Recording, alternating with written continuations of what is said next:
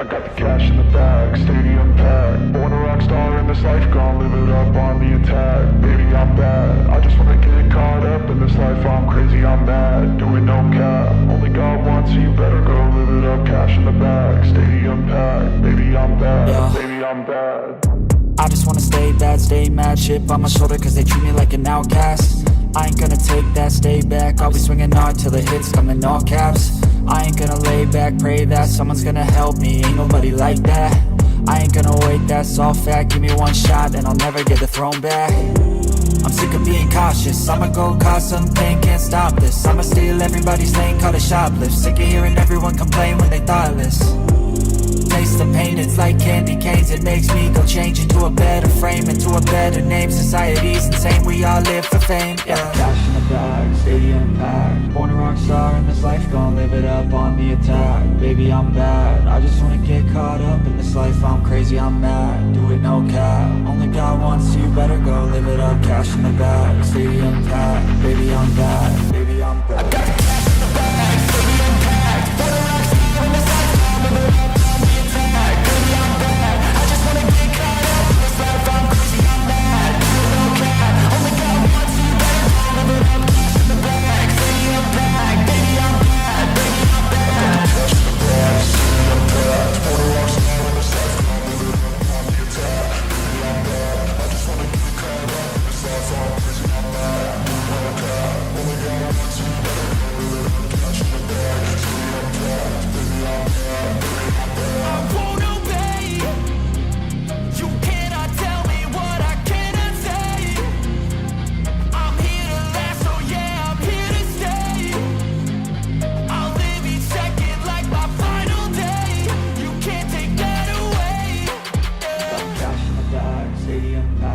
a rock star in this life, gon' live it up. Baby, I'm bad, I just wanna get caught up in this life. I'm crazy, I'm mad, do it no cap. Only got one, so you better go live it up. Cash in the bag, stadium packed. Baby, I'm bad, baby, I'm bad. I got the cash in the bag, stadium packed. Born a rock star in this life, I'll live it up on the attack. Baby, I'm bad, I just wanna get caught up in this life. I'm crazy, I'm mad, do it no cap.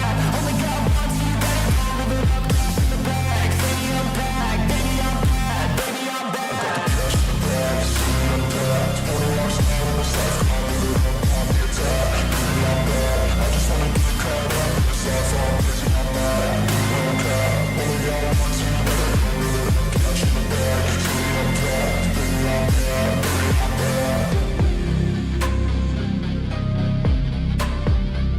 bad.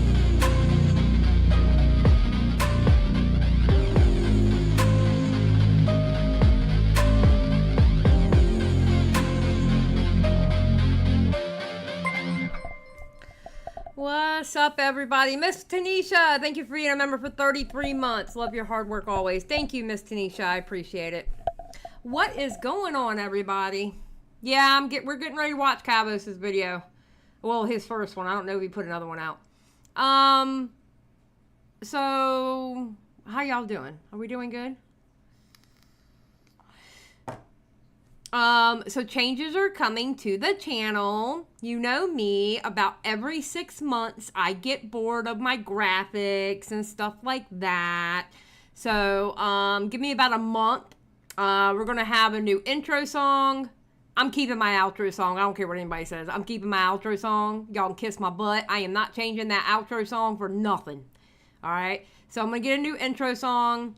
We're going to do different graphics. And I'm thinking about actually going back on cameras more. Not all the time, but more. Maybe. Either that or I'm going to get a PNG tuber. So, one of the two. I haven't fully figured that one out yet.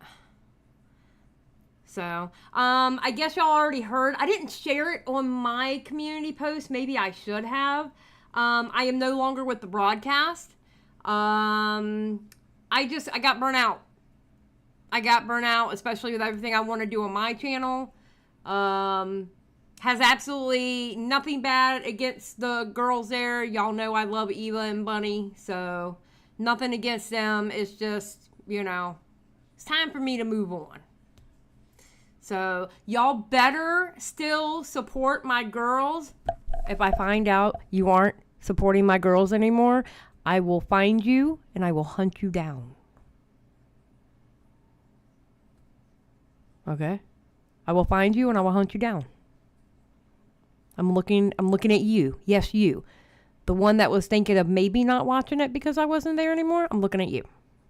Okay? So make sure to, they're going to be taking a few weeks off because of IRL issues and stuff like that. But yeah, I'm no longer going to be there. Let's see, what else? What else I got for you? Oh, today's live stream is going to stay up. I got 2 short videos to watch about Dr. Disrespect that we're going to react to. And then I'm going to be jumping on the game and we're going to be going over the King of Nothing video. So that is what's up for tonight.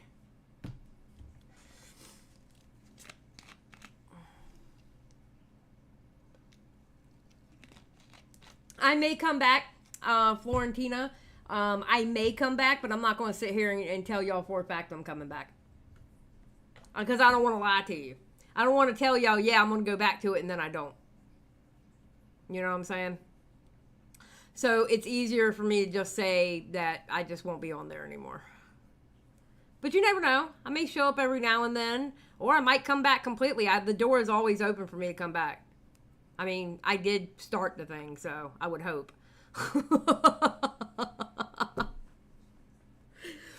You know, it was me who, you know, looked at Eva and said, I want to start a podcast with her, and then getting Mystic through Matt. So, I mean, just saying. So, but yeah, this live stream will stay up, and put a 1 in the chat if you're ready to get started. And I have to pull up the videos anyway. Yeah.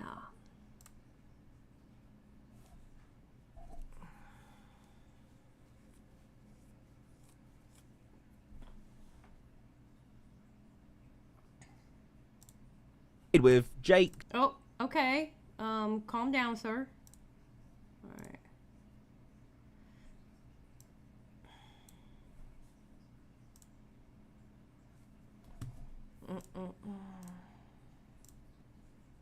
I swear, people who like record videos, I don't know how they get these videos out so fast. I really don't. With editing and stuff, oh my god, they're amazing. Alright, so this first video is by Kavos, and it's called Dr. Disrespect Allegations Could End His Career. So, and Tommy just had a really good live stream about this too.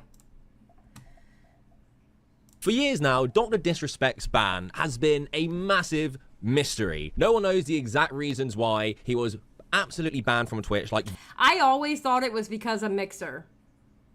I always thought it was because of Mixer. Because they had just lost Ninja. No. I always thought it was because of Mixer because he got the contract renewed with Twitch, and then all of a sudden Mixer is talking about shutting down, selling to Facebook, and then Ninja and Shroud went back to Twitch, and I was thinking, you know what? I bet you they got rid of him because they were going to pay him all this money, and now they got Ninja and Shroud back. Because the thing is, when Ninja left Twitch, they were so immature about it. When you would go look up Ninja on Twitch, they would show everybody who was playing Fortnite. And there was one person that trolled it who did adult type movies up there, and they had to shut that one down. Like, Twitch was horrible when Ninja left them, so... Voldemort. People weren't even allowed to play with him without getting threatened to be banned from Twitch. So, a lot of speculation has happened for the reasons. Well, just now, pretty much like 20 minutes ago, a former Twitch employee has come out and given crazy allegations towards Dr. Disrespect and allegedly revealing why he's banned. If you remember, the days Dr. Disrespect was banned, a massive esports reporter known as Slasher first tweeted out this. Look, for several hours now, I've been told from credible sources the reason Dr. Disrespect has been banned. However, due to the importance and sensitivity around the subject, I've refrained from going on it. I don't feel comfortable with it currently. And that... Okay, I would like for y'all to notice one thing. Slasher said absolutely nothing in this tweet. The only thing Slasher is saying in this tweet was, I got told the reason why, but I can't tell you. He didn't say crap, and there's a reason why I'm saying this. Okay? There is a reason why I'm saying this about this tweet. Okay, let's keep going. Due to the importance and sensitivity around the subject, I've refrained from going on it. I don't feel comfortable with it currently. And that was in 2020 when he was initially banned. Oh, Cody Connors, an former Twitch employee, just tweeted this out about Dr. Disrespect. He got banned because he got caught sexting a minor in the then existing Twitch Whispers product. He was trying to meet up with her at TwitchCon. The powers that be could read it in plain text. Case closed, gang. No one made the wrong decision. Fuck him and his boys. I mean, first of all, what a massive allegation. 100%, as anyone should, would need way more evidence to substantiate such a insane claim. I'm going to tell you this, and I tweeted it out. If that is true, and mind you, I'm saying if, okay? Because no one is showing any kind of receipts for this. So I am not going to sit here on the Lord's Day of June 23rd of 2024 and say I believe for absolute fact that's what Dr. Disrespect did. I'm not going to do that, okay? So, I'm just saying, if this is true, then I have, because really, there's nothing left to say to Dr. If this is true, there's nothing left to say to Dr. Disrespect, okay? Ew, gross. Bruh, right? But if this is true, I have a lot of questions for Twitch. Like, a whole heap of questions for Twitch. Like, bruh. Oh, absolutely we need proof. Come on now. Right now, people are just talking. Nobody's showing any proof or anything like that. So, all right, let's keep going. Especially when, you know, the doc hasn't shied away now from talking about this. This is something he said about his ban. I make probably a quarter of what I was making on Twitch.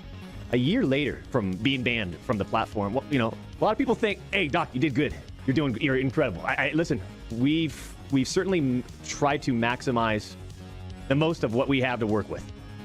And that's certainly been the case, champs, and I appreciate the support. You guys have just been absolutely amazing. What the Twitch ban is really, how it's really affected us, not just from a financial standpoint, but from a networking standpoint, from all the relationships we've built over the past 5 years in terms of Activision and EA. I mean, everyone. But here's my thing. If it went through court and everything, now granted, this is an ex-Twitch employee, ended up becoming backed up by another ex-Twitch employee. Like, I would think if this was true, I feel like it would have got out by now. Because these are internet people you're dealing with. This isn't like a politician. Okay? This isn't like somebody in the real world. This is literally internet people. If it was true, wouldn't it have come out by now? 4 years? You know?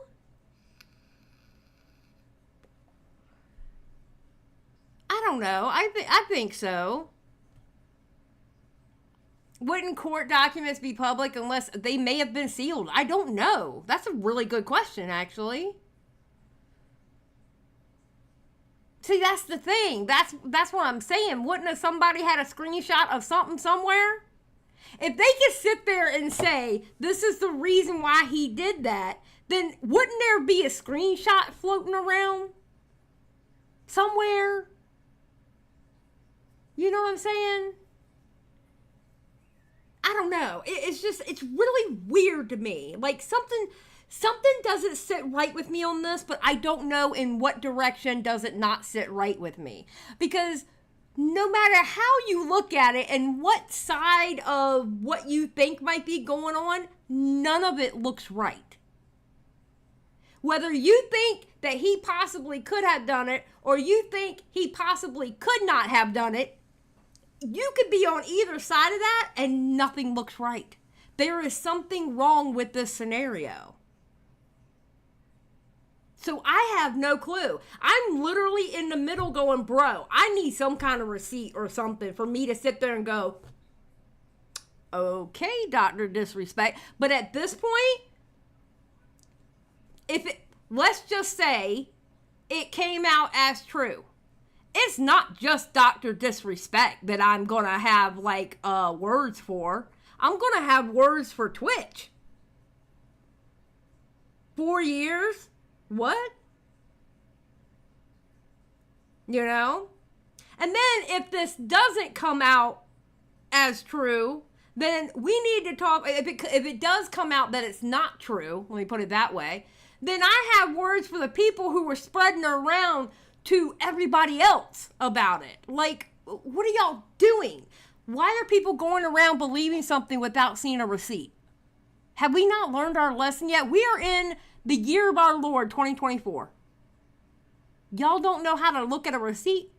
Y'all just gonna believe shit? What is wrong with you? So, I don't know.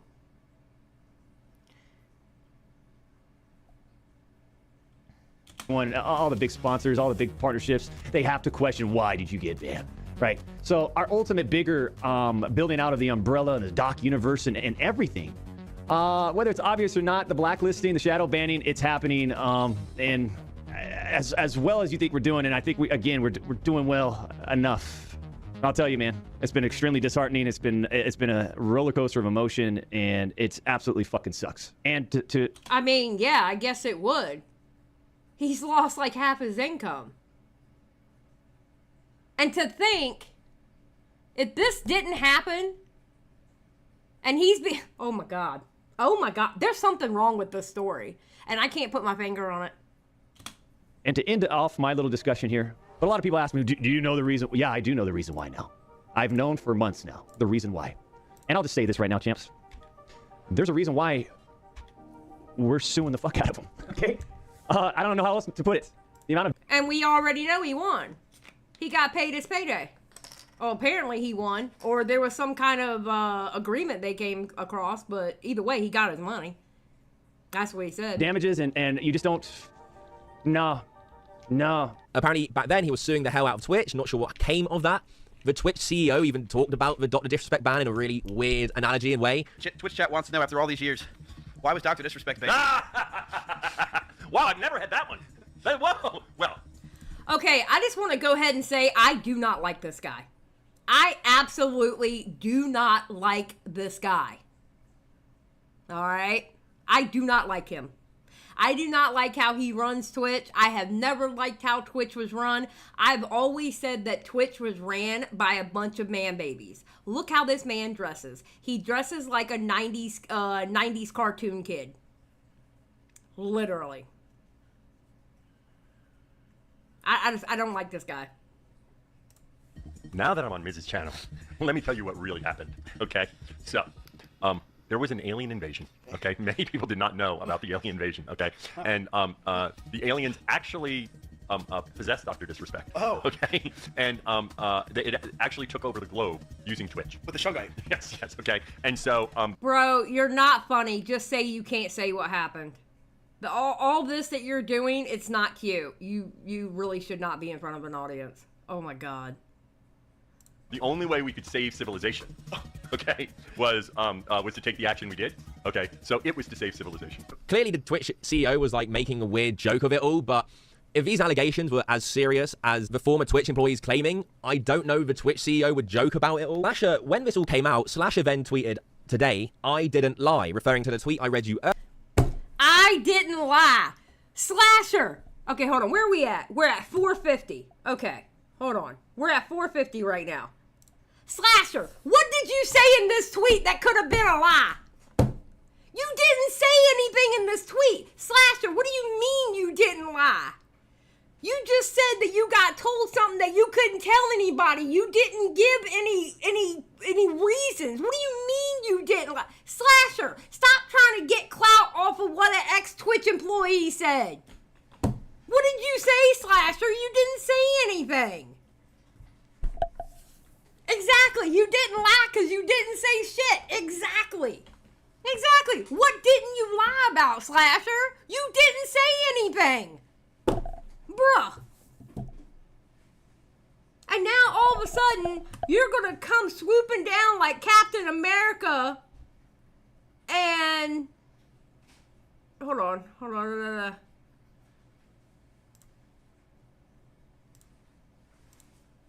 I don't know if the Twitch CEO would joke about it all. Slasher, when this all came out, Slasher then tweeted, today, I didn't... And you're going to come down like Captain America and say, I didn't lie. You didn't say anything, Slasher. You didn't say anything, bro. You didn't say anything to lie about anything. Oh my God. These people drive me insane. That's all I'm going to say.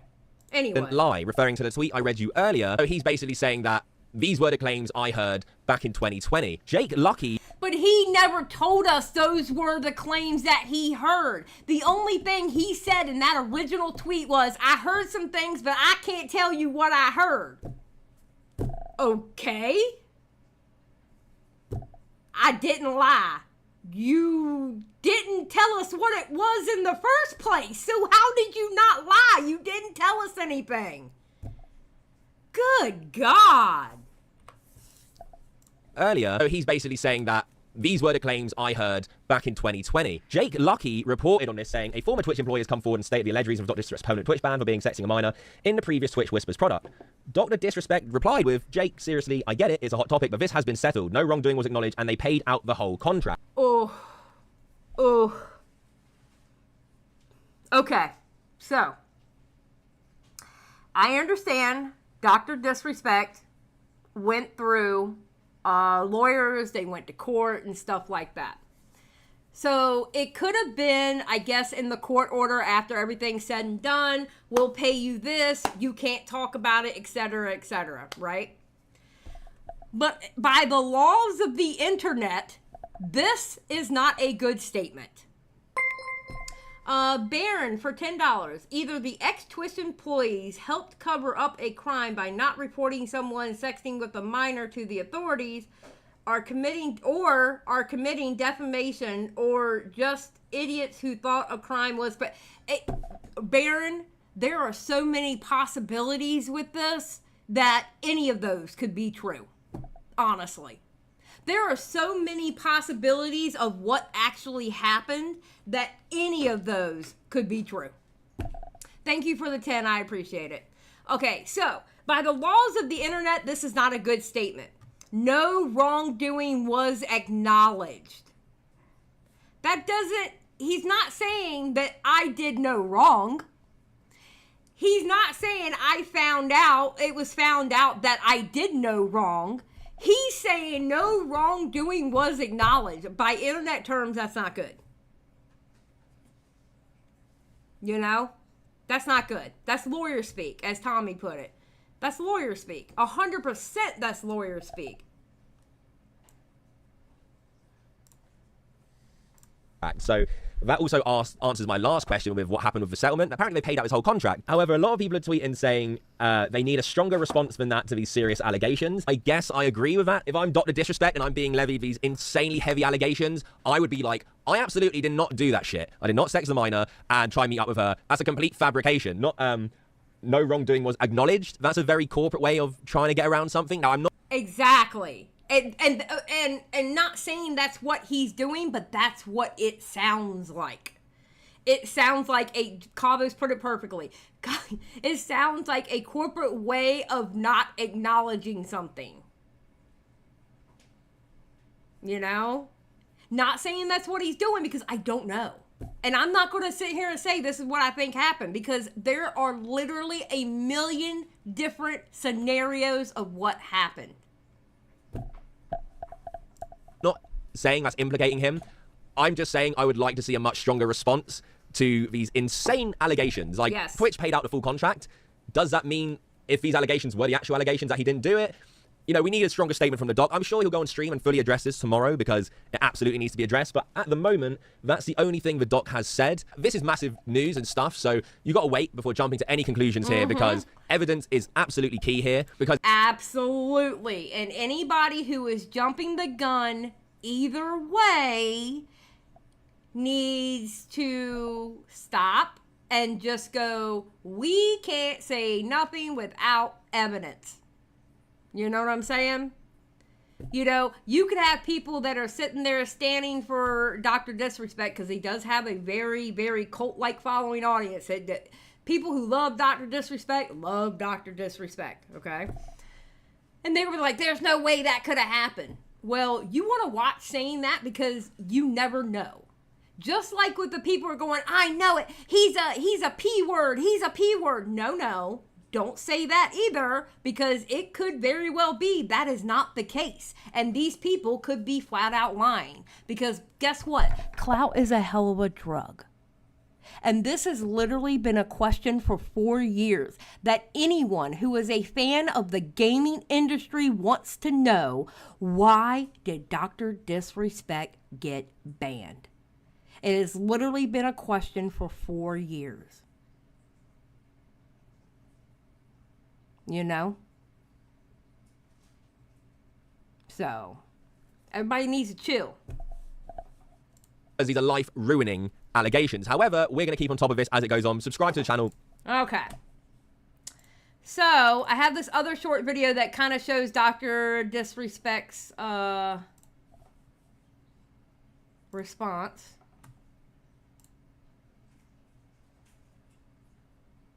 Okay, let me pause it. No, that is not the one that I wanted. Thank you. Pause. All right. All right, we good now? Or are we good? Okay. All right, so this next video is by Geeks and Gamers. It's 5 minutes. And this shows Dr. Disrespect's, what he tweeted out yesterday.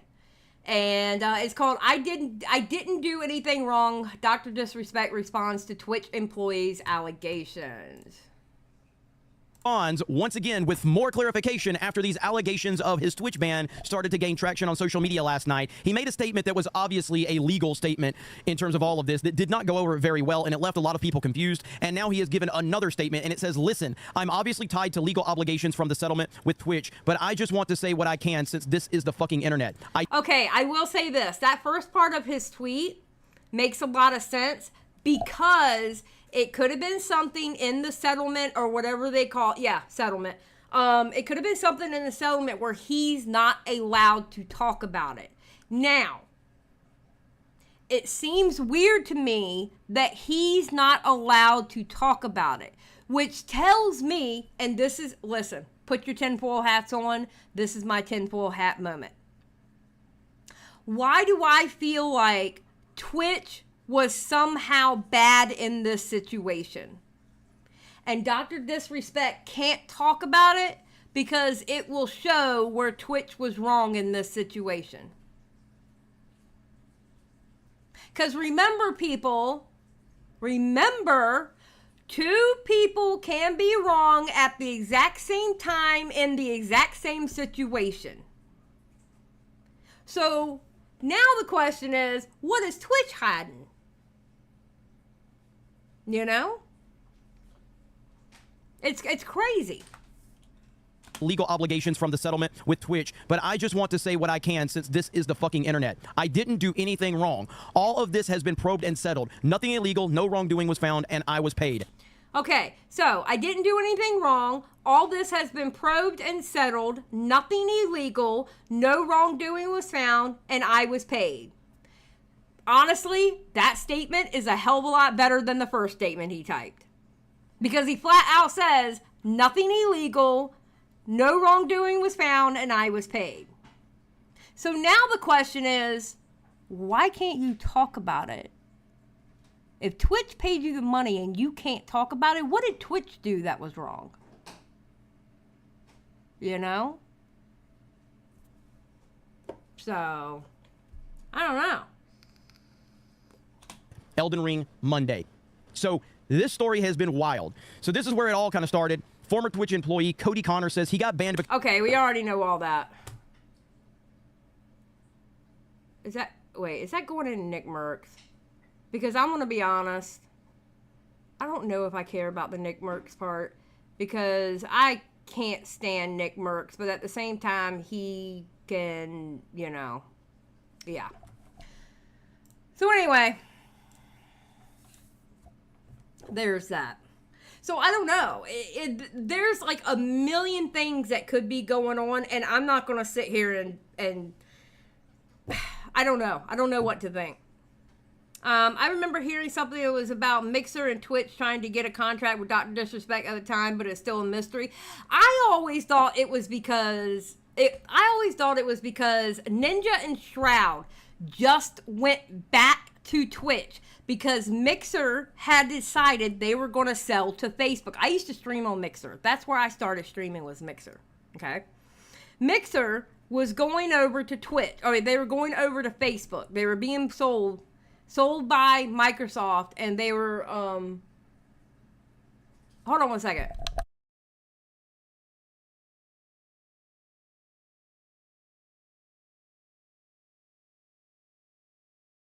Okay, I'm back. And Shroud and Ninja, which they were really, really smart, they got their whole pay.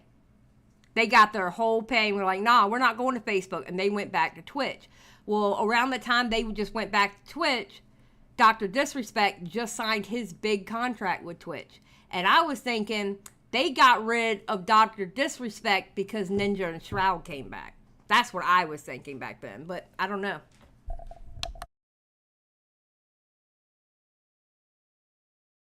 So I have no clue. I have absolutely no clue. It's crazy.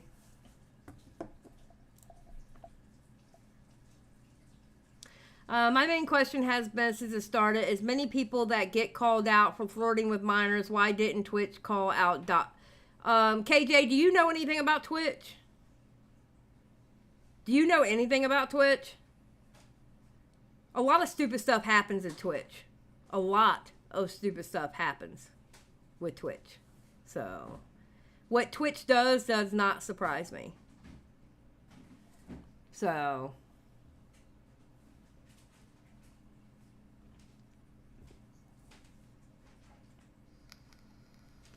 exactly, Lauren. The thing is we don't know for sure if this is even true. 100%. 100%. Alright, let me load up my game. And then, we'll get started with the King of Nothing video.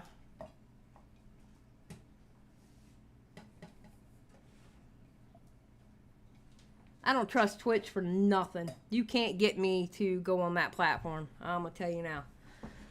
Ooh.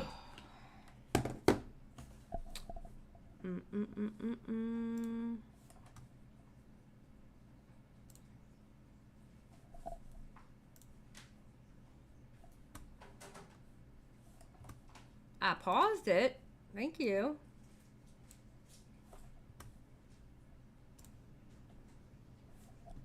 Oh, let me cut the sound off.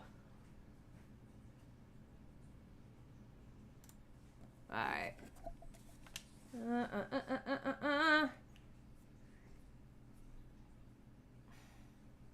As soon as it loads up, we'll get started.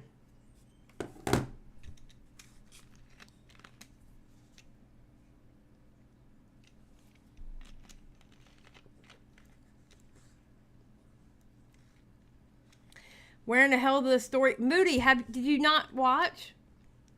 It came from the ex-employees who came out on Twitter about it.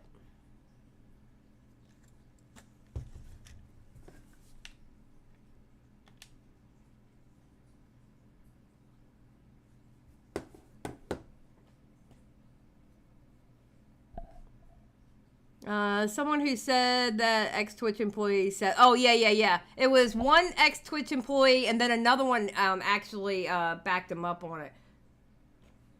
Oh, this one's so stupid. I might actually leave this one and come back to it. Hold on. No, wrong button. This one's gonna have to... Wait a minute. Wait a minute.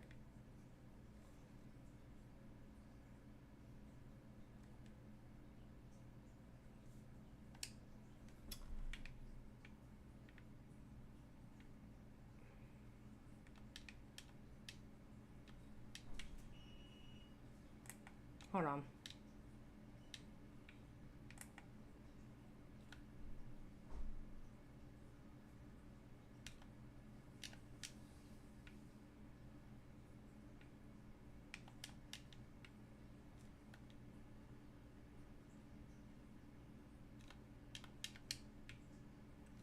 Do. Because I'm going to come back to this one. This one's a little rough.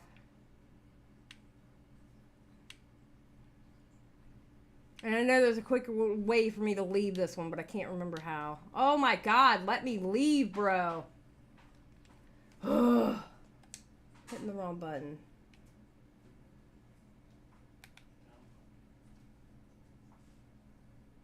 There we go. Alright.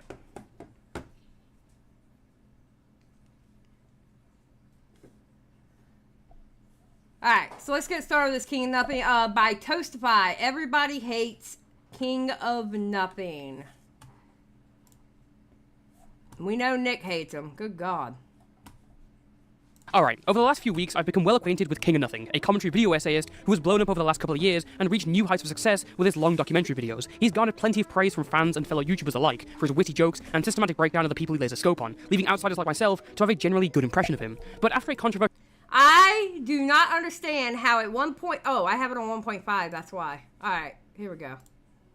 Video on Ethan Klein and some questionable conduct since its release, it prompted me to actually take a deeper look into his content, and I've left my video marathon not exactly impressed. What on the surface felt like a weak video has turned into only the most recent showing of a constant and pathetic pattern of behaviour, and it's only established to me that King of Nothing is a performative critic who constantly makes absurd and baseless arguments. He'll go as far as to defame the subjects of his videos and only gets away with it due to them being easy targets who have already done something wrong and are currently hated by a lot of people. You might think this guy's a solidified veteran from his multi-hour-long videos, but instead he comes off as pretentious, disingenuous, self-centered, and a massive hypocrite. Make no mistake, despite making... I love the fact that Toastify did that like that, because of the simple fact that literally what he calls other people out on is exactly what he does. I find it amazing. Making videos on some of the easiest topics you could ever cover, it's clear from both his public content and his private DMs that this guy cannot take what he dishes out. But it'll be a while before we get to those, so until then, sit back and let's enjoy the show.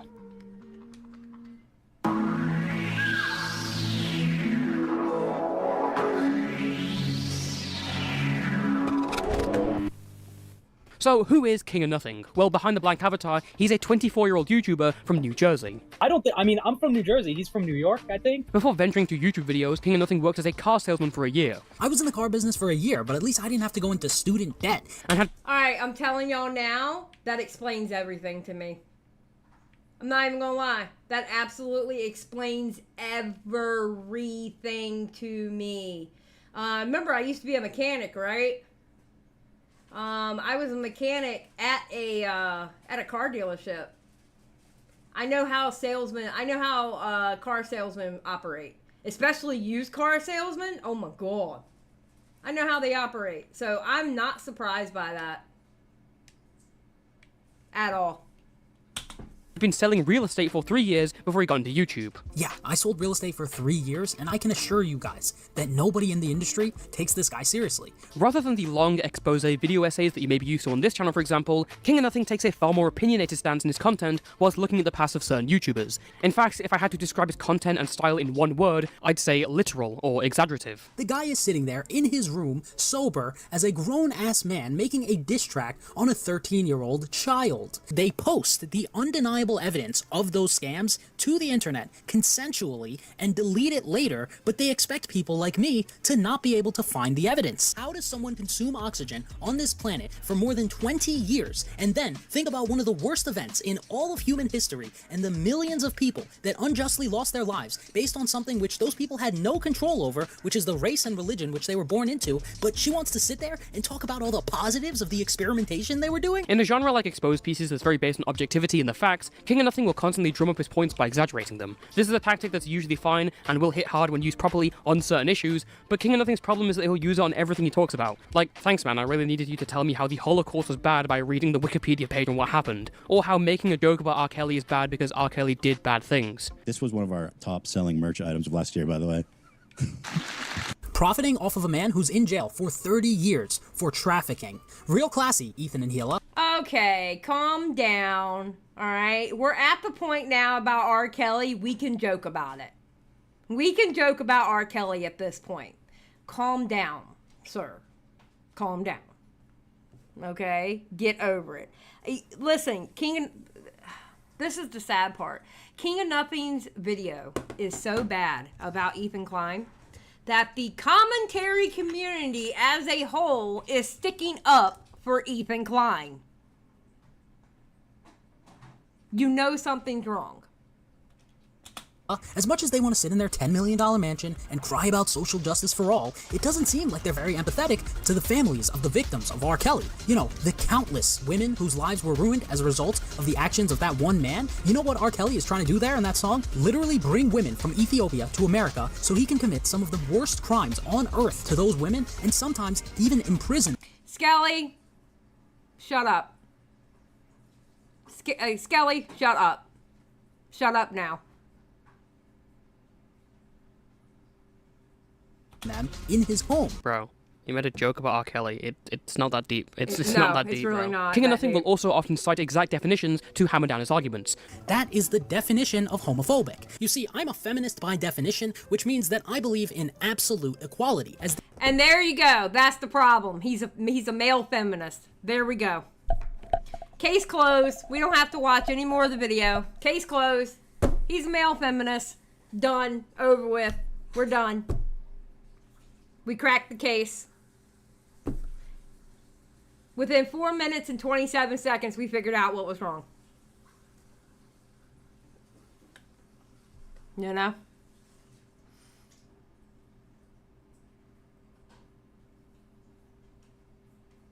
Natanya, don't listen to Skelly. Skelly just came in here to say that so I could yell at him. Skelly loves it when I yell at him. He does it on Twitter too. Believe me, it's just Skelly. That's just how Skelly is. One day when he grows up, he'll stop it. This is, by definition, an undisclosed advertisement. Okay, that is the definition of projection. Because if you look up the definition of feminism, it is a very, very rational thing. But again, he does it way too often, to the point of absurdity where he's showing everyone the definition of homosexual. Okay, I totally understand if that's not your thing. Obviously, it's a preference. But just being objective about it, if it's a woman doing it, that is not a homosexual act. But we all... Who doesn't know what homosexual mean? Come on, bro. Hearing stuff like this, you can see why it's sometimes hard to tell whether King of Nothing is joking or not. I mean, does he really think that Ethan Klein making a joke about him wearing a feminist shirt is a genuine point against his views on feminism? Remember, guys, Ethan Klein is a self-proclaimed feminist who's apparently so passionate about feminism that at one point he even wore a shirt that says, Dad, husband, feminist. He said he wanted to debate a feminist. Is it really a joke when he made a point about Ethan Klein being racist by playing a clip of the I Have a Dream speech? Which, one, is incredibly hypocritical to progressive values, and two, perpetuates another cycle of racism when realistically, this was something that was supposed to stay in the 20th century. I have a dream. My poor little children will one day live in a nation where they will not be... I'm telling you, when I saw that pop up, I was like, holy pandering, what the hell was that? I could not believe it. It was Smaggle who showed it to me. And I about died when I saw that part of that video. Like, why? Why? You know, that man did not make that epic speech back in the day for idiots like you to use it nefariously and trying to pander to people. He did not make that speech for that reason. Like, what? Good God Almighty.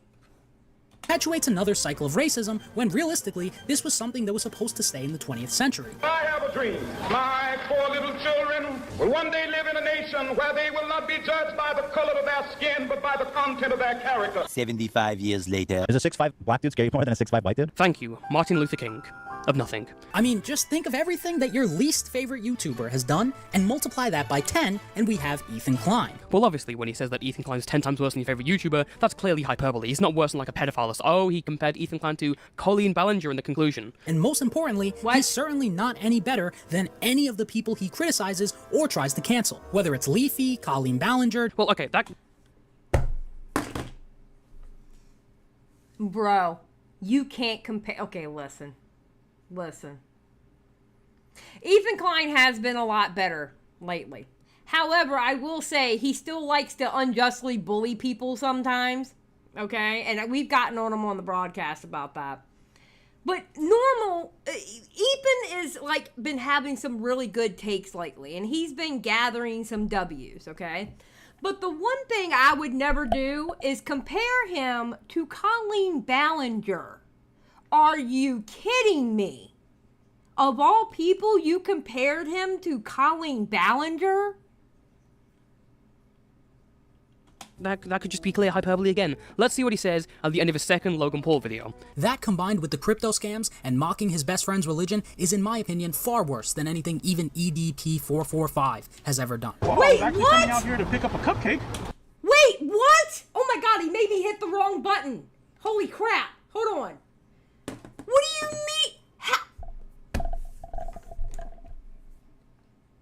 EDP was trying to meet with an underage child and do bad things with an underage child. You're going to compare Logan Paul to that? What? Maureen, I've already watched this video. Thank you. You're gonna what? Oh. And then go back home. Okay, so Ethan Klein is worse than Logan Paul, who's worse than EDP. Okay. But most of this goes ignored because King of Nothing does his job fine. He rarely takes a risk on a topic, looking at people who are widely hated and easy to cover, like Sniper Wolf, Jake Tran, Darman, Jake and Logan Paul, and Hassan Piker. And there's nothing wrong with covering these topics, but here he gives a veil to King of Nothing's terrible arguments. Without all the definitions and hyperbole, he has to separate himself from all the other H3 and Keemstar Exposed videos by priding himself as a scam detective, a sort of Dollar Tree Coffeezilla if you want. And you'd think someone with former experience in the financial sector would be pretty bang on with his assertions, but you would think wrong. To a straight-up scam artist. To scamming his fans, Ethan Klein has been scamming his fans for years now. Who he scammed. For the crypto scam? Look, it's one thing to scam your fans, and if the crypto scams weren't enough, when influencers like Ethan publicly scam their fans, he's a scammer. Despite King of Nothing's supposed love for definitions, one of the definitions that he can never nail down is the definition of the word scam. Because whilst he's got that Oxford Dictionary on lock, he also provides a disclaimer in the description of about half his videos saying that scam is a subjective term. It wasn't a scam. It wasn't a scam, bro. He sold a product and people bought it and the people got that product. That is not a scam. It wasn't a rug pull. It wasn't anything. It was like a gag gift. Dear God. Lock, he also provides a disclaimer in the description of about half his videos saying that scam is a subjective term that means something different to different people, which is one of the dumbest things I've ever heard. And you're about to see exactly why King of Nothing puts this in his description. A couple of months ago, King of Nothing uploaded a 2-hour video attempting to try and take down Ethan Klein of H3H3, and it has gone down in history as a supremely terrible video. Ethan, along with many of the other subjects King of Nothing has covered, can be criticized for various actions, but for some reason, King of Nothing picks the shittiest points. Like this slam dunk on Kraken, a crypto platform sponsor that Ethan took for a while. After the NFT debacle, Ethan then decided to funnel his fans' money into an even bigger scam, Kraken Crypto, which is a crypto trading platform which allows users to buy and sell crypto. And not only did Ethan bring the CEO of Kraken onto his show, he then went on to accept Kraken Crypto. Yeah, 2 years. Oh my God. 2 years before they found out, like 2 years before they got exposed for being bad. I mean, you can't, like, what if you take a sponsorship today from somebody, you know, I don't know, Acme whatever company, right?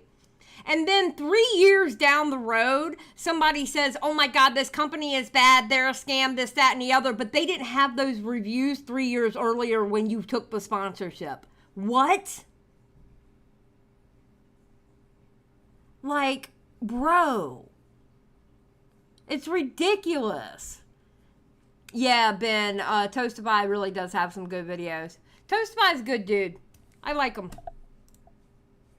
He's a good dude. As an official sponsor for the podcast, and Ethan started shilling Kraken like his life depended on it. Now, let me make it clear that Kraken is dodgy as fuck now. As King of Nothing shows, Kraken has settled lawsuits with the SEC for various reasons. In February of 2023, Kraken also settled a $30 million lawsuit with the SEC because they failed to register the offer and sale of their crypto asset staking as a service program, where investors would transfer crypto assets to Kraken for staking in exchange for advertised annual investment returns as high as 21%. Then, just a few months later, in November of 2023, Kraken was officially charged by the SEC for operating as an unregistered securities exchange, where it's alleged that Kraken has deficient internal controls and What the heck? Hold on a second.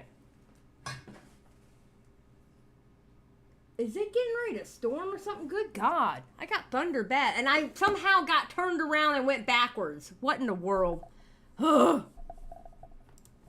and poor record-keeping practices, which could potentially lead to losses for Ethan's fans and Kraken's customers. It's also alleged that they commingled their customer funds with their own, which is essentially what Sam Bankman-Fried is in jail for right this second. So Ethan basically promoted FTX. So it's settled. Ethan Klein promoted a scam. Except for one thing.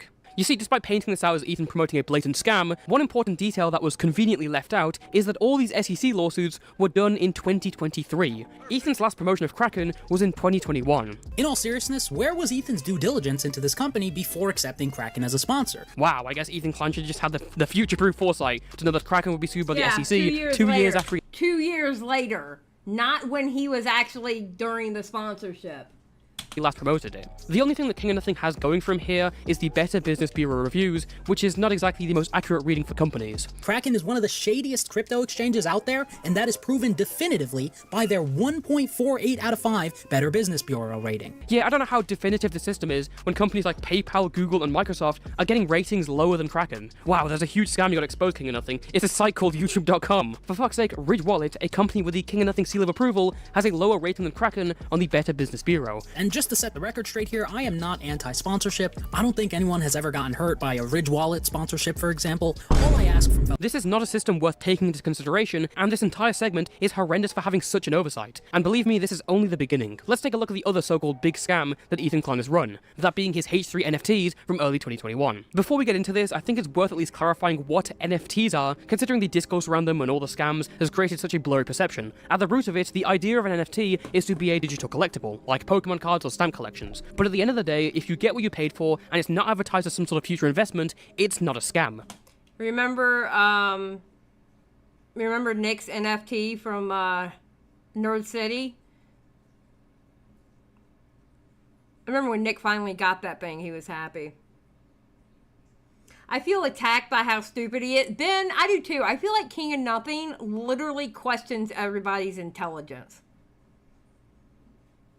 Literally. Pokemon cards reign supreme, oh my gosh.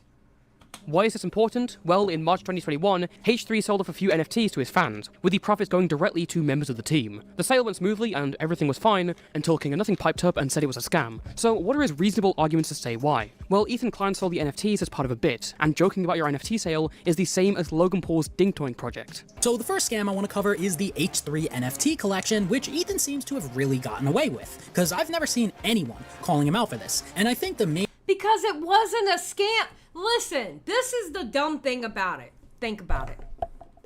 If H3 would have scammed his audience, don't you think the commentary community would have jumped on that?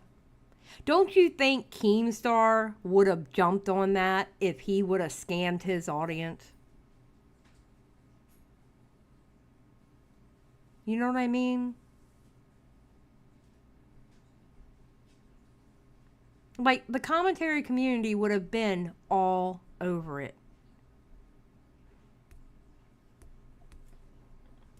So it's okay to promote a wallet associated with Lab?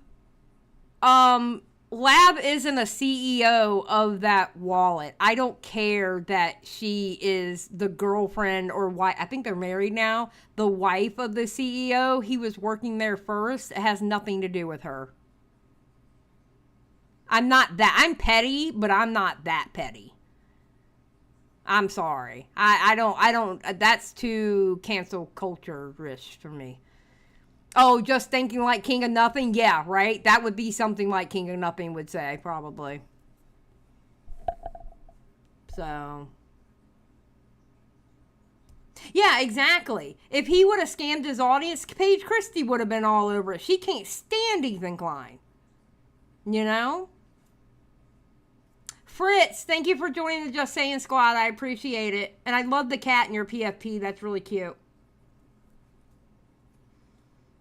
Yeah, CoffeeZilla would have made a series. See, exactly. So if Ethan Klein would have actually scammed people, there would have been so many videos about it. Oh my God. There would have been tons of videos about it. Main reason why Ethan got away with this is because he pitched this to his audience as some sort of a joke, so he could make it seem like he was selling them ironically. Unfortunately, this just wasn't a joke at all. Jokes are typically free. What Ethan did with his H3 NFT collection is the exact same thing that Logan Paul did with his Dink Doink scam, where he pretended like he was shilling Dink Doink as a... Jokes are typically free. No. There's a thing called a gag gift, okay? And I look at those NFTs that he sold as like gag gifts. You buy gag gifts. Yes. Khan is the joke police now. Yes. Yep. Oh, her name is, the cat's name is Yaya. Aw, that's cute. Joke. It's so dishonest to compare this to Dink Doink, especially considering the fact that the two were advertised through entirely different methods. Dink Doink was a separate cryptocurrency made entirely to bait in investors, whilst NFTs were and are always going to be tied to mainstream cryptocurrencies like Bitcoin or Ethereum. Plus, the jokes surrounding Dink Doink were solely about Dink Doink and its nature in promoting it. Suck my dink, bro. So dink? Dog's had a little bit of a... Suck my dink. Nah, it's freaking Dink Doink. Oh my God. This Dink Doink shit are you talking about? It's a crypto meme coin, and it's hilarious. It's fucking hilarious. On the other hand, Ethan Klein's jokes are literally about him being a scammer. You'd think if he wanted to actually scam his audience, he'd be far more legitimate than saying this shit. I feel like I'm on the BitConnect side of selling. I'm gonna make so much money right now from you fucking suckers. I'm gonna just be straight up BitConnect! The H3 NFT project was incredibly upfront. Even if it was a joke at the center of it, they just advertised these NFTs, disclosed that the profits from them would be going directly to members of the team, and sold them. So again, where's the scam? Where's the sleight of hand deceiving viewers? There was no scam. There was absolutely no scam at all. Well, apparently King of Nothing's big proof is that Ethan rug pulled this NFT because the value has fallen. But Ethan never said these NFTs were a long-term project or investment. In fact, he never mentioned the word investment in his promotion at all. But King of Nothing blatantly lies and says he did. Because they were sold to their fans as investment opportunities. You're lying. You're lying. There is no punchline. No one has bought one of these NFTs in 3 years. So these investments, which he sold to his fans... I cannot stress how much of an obvious lie this is on King of Nothing's end. He makes his point over and over, trying to justify this lie by going to semantics and saying, well, what exactly is an NFT? His point here in this little overlooked text box is that, well, NFTs are all investments because everyone knows they can just screenshot the NFTs for free, so they paid money for it with the intention of having a go up in value. Again, that's not even true. This is like King of Nothing asking why you would want to collect rare Pokemon cards if you can just print them out at home. People buy NFTs because they want to own these images. They see a value in owning them. I'm not going to act like I agree with NFT customers, their ideas, or their way of thinking, but King of Nothing is essentially saying that Ethan Klein's a scammer because he sold NFTs. And let me ask one more question. If they're scammers, where the fuck are the complaints from the buyers? Wow. So even if by the, let's pretend for a second that it wasn't ironic. Let's just say we were selling these NFTs. What's the scam? No, there's no scam. It's quite literally it's not a pump and dump. It's not a scam. We put these up for bid and people bid on them. And then they got the NFT. It's literally like an exchange. They bought a product. An exchange, yes. Ethan has completely stopped talking about this NFT project. And he also 4 years ago. But it's not a project. It was a bit. It was like a segment. This is just rotten. He funded a single person who he scammed. Refunded? Scammed? This is, I'm sorry, but like, dude. Okay, this fucking guy needs to. You know, the sad thing is if Ethan was like super, super petty, he could sue King of Nothing for slander. He really could. I honestly believe he could sue King of Nothing for slander. Not saying that Ethan should. Don't get me wrong. You know, I'm not about snitching. All right, but I think technically Ethan could sue him for slander. I'm just saying.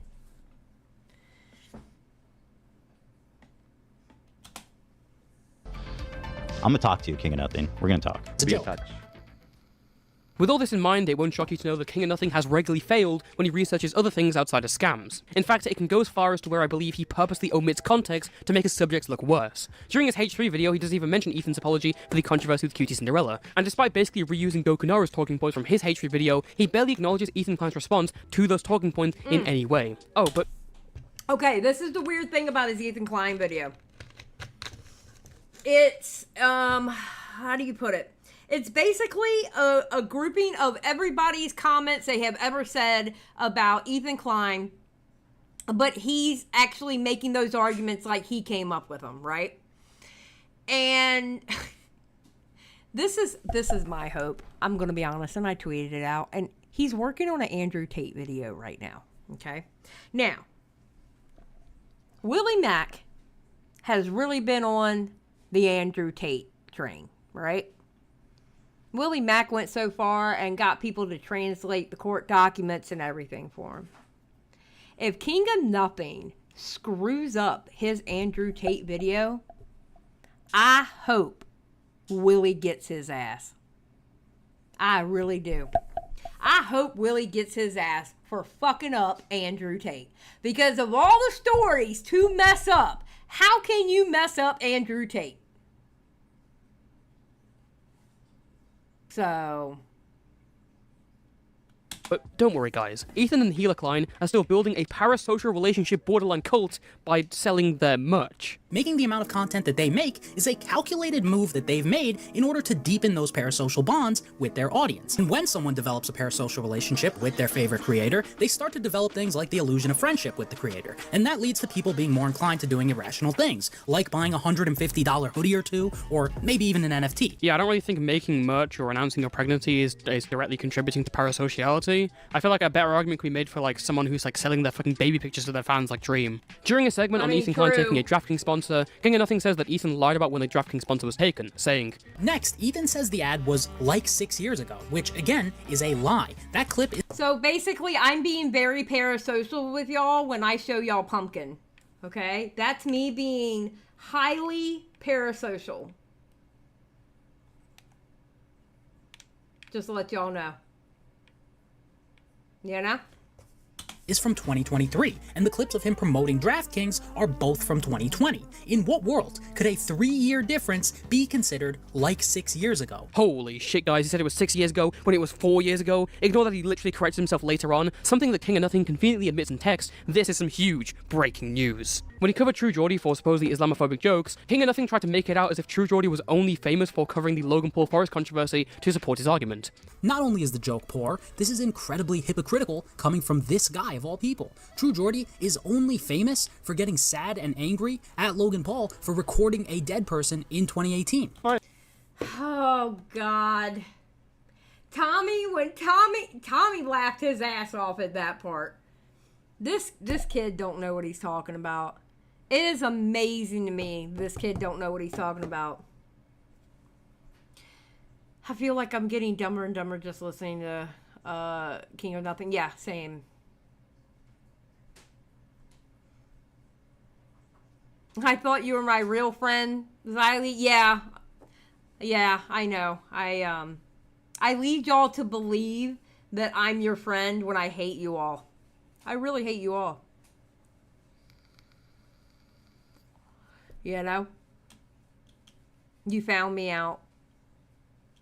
A dead person in the suicide forest? Literally, if he did not make that one video, we would not know who this guy is, and you wouldn't be watching this video. That video got him 4 million views. Again, it may shock you to know that King of Nothing doesn't do his research. True Geordie built his fanbase off his coverage of football and him being a Newcastle fan. He was known before the Logan Paul Forest video, and if you take a look at his channel, you'll see videos older and far more viewed than the Logan Paul one, covering boxing and MMA and having people on his podcast. This is again just obscuring important facts that totally change how the argument is viewed, and that's just scratching the surface. His Keemstar video is an entire section dedicated to Basherverse, a Minecraft YouTuber who Keem exposed on his show. And again, anyone who has any knowledge of the situation knows that this section takes out so much context to turn it against Keem. Just to give you guys some context, Basher got arrested when he was 18 for getting with a 15-year-old. That is harassment, and some of it is just straight up slander, like this video, which is still up today, years after his death, by the way, titled Basher's 13-year-old victim. It's possible that he was 20 and he was 13. Here, he falsely claims in writing that Basher admitted he had relations with a 13-year-old girl. When Basherverse first reported about his past, his retelling was often inaccurate, inconsistent, and unclear, which left a lot of people, including Keemstar, pretty confused or misled. That claim of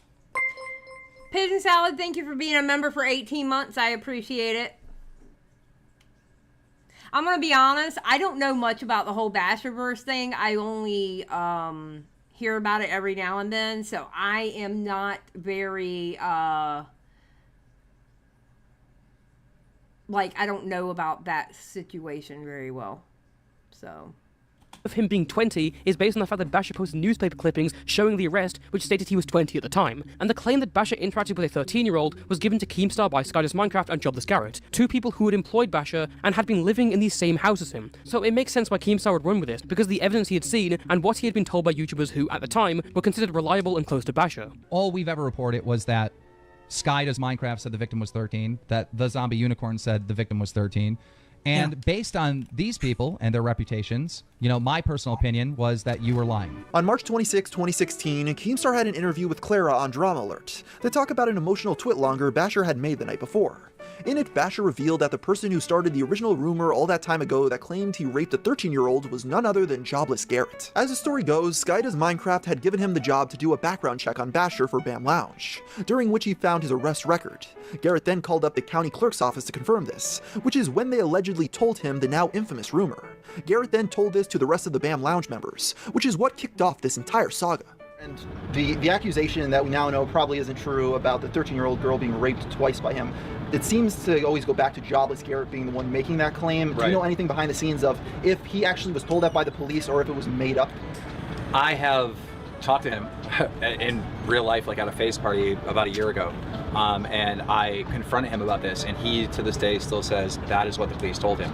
King of Nothing is making this really dishonest implication that Keemstar just exaggerated the ages for no reason, which is just not true. The only criticism of this entire section that holds up somewhat well is that Keemstar should have removed his slanderous videos, but that kind of goes out the window when you realize it's coming from King of Nothing, who's been told multiple times to delete his slanderous H3 video and is instead just wanting to move on from the whole controversy, stealthily removing credit from the description because the people he credited thought his video was a garbage fire. More on that much later, but speaking of, let's get back to that H3 video. During mid to late 2022, Ethan Klein would also have this bit on a show where he would show guests a prolapsed asshole for shock value. It's kind of like when your mate shows you 2 girls, 1 cup. It's humor through Okay, Ethan Klein's gross.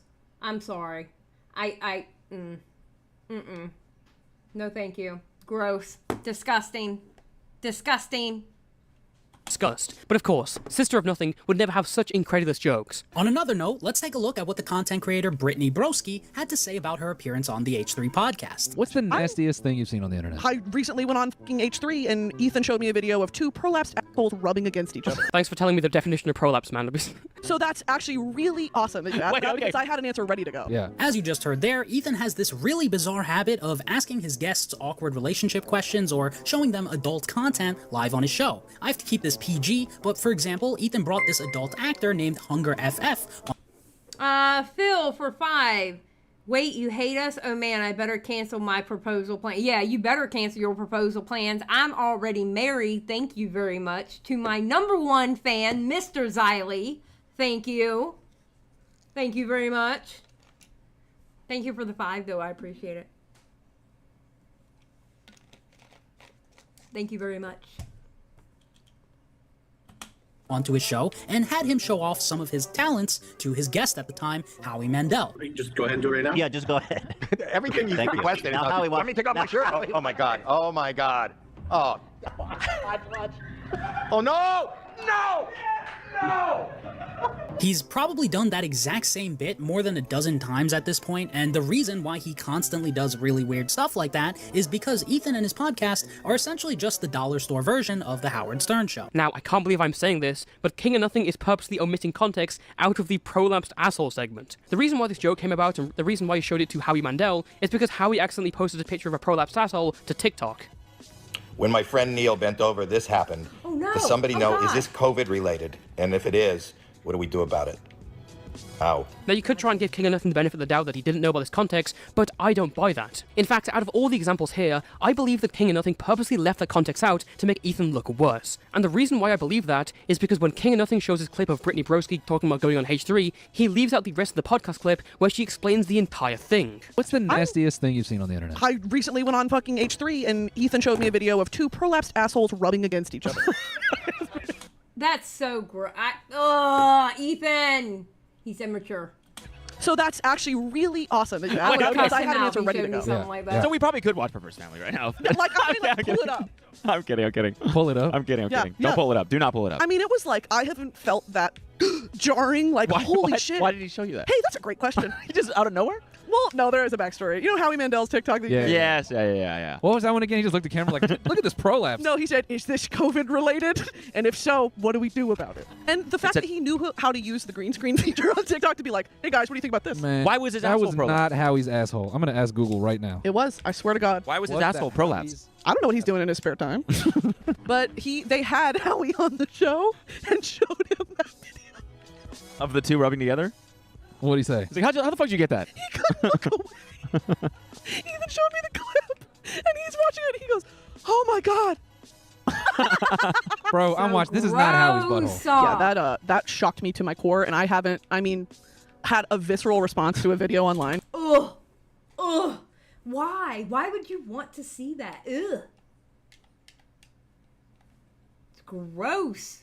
Like that in a real Rubbing together is crazy. Hell yeah. Yeah, they showed me that video, and Ethan's just cracking up. And I'm like electroshocked out of my body and then back into my body because I was like, holy fuck.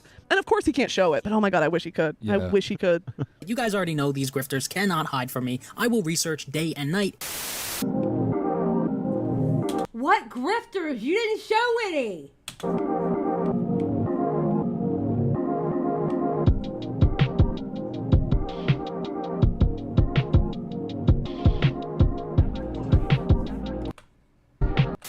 And as a fan of comedy, I at the very least have to acknowledge the fact that that was an attempt at humor. King of Nothing is an unbearably lame performative asshole in almost all of his videos. This is a fact that we've barely touched on for now, but it's one that's been kind of obvious if you've been paying attention throughout this video. King of Nothing comes across as a commentary channel who fell into a coma in 2016 and woke up last year, meaning that in his videos we get some huge revelations.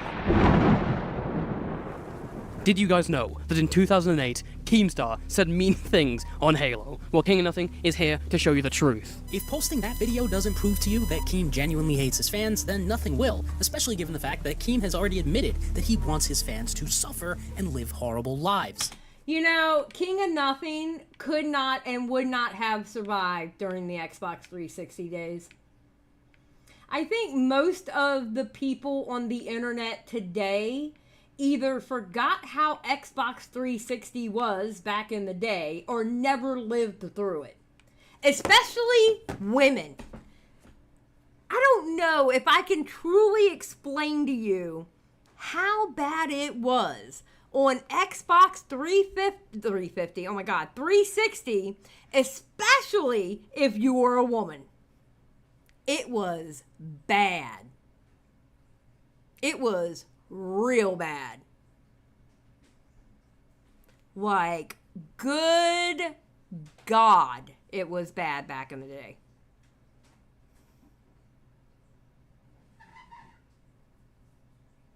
Dear God. And you got people who are so fucking sensitive now, they would have never survived it. They would have never survived it.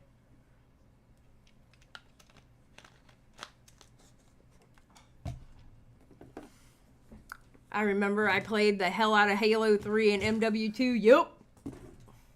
Good old Halo 3. It's probably not as bad now, but it's still pretty nasty nowadays. Fairy, it ain't nothing now compared to what it used to be, is my point. You take how it is now and you times it by 100. It was bad. It ain't shit now compared to how it used to be. Was it worse than the Keem clip on Alex? The Keem clip with Alex, that was like an everyday occurrence in those games. What?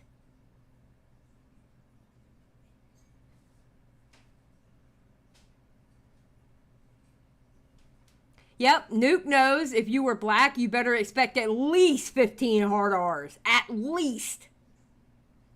Mm-hmm. Yep. I've been laughing the last hour that your mom died of cancer. I don't give a fuck about any of you. I am in this for your money and your money only. That's all I care about. All right? I only do— Okay, listen, let's be fair. I tell y'all I hate y'all all the time. I mean, I tell y'all I hate y'all all the time. It's not a secret. Everybody knows it, right? I mean, we all know it by now. I mean, am I wrong? I don't think I'm wrong.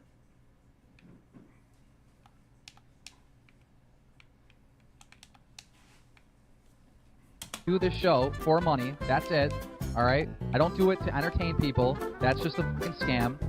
I don't give a fuck about any of you. I really hope you die of cancer. I hate every single one of you. I want you guys to know that instead of bringing up points like the fact Keemstar claimed a million-sub YouTuber was a pedophile with zero evidence and used that as grounds to dox him, King of Nothing felt it was imperative to put in that clip where Keemstar said you should kill yourself in Halo or something. Furthermore, did you know that Logan Paul filmed a dead man in Japan? Filming someone who isn't alive for views on YouTube is not just a bad idea, it's absolutely reprehensible. King of Nothing just wanted to let— Yeah, and Logan Paul got canceled for that. Like, duh? Duh?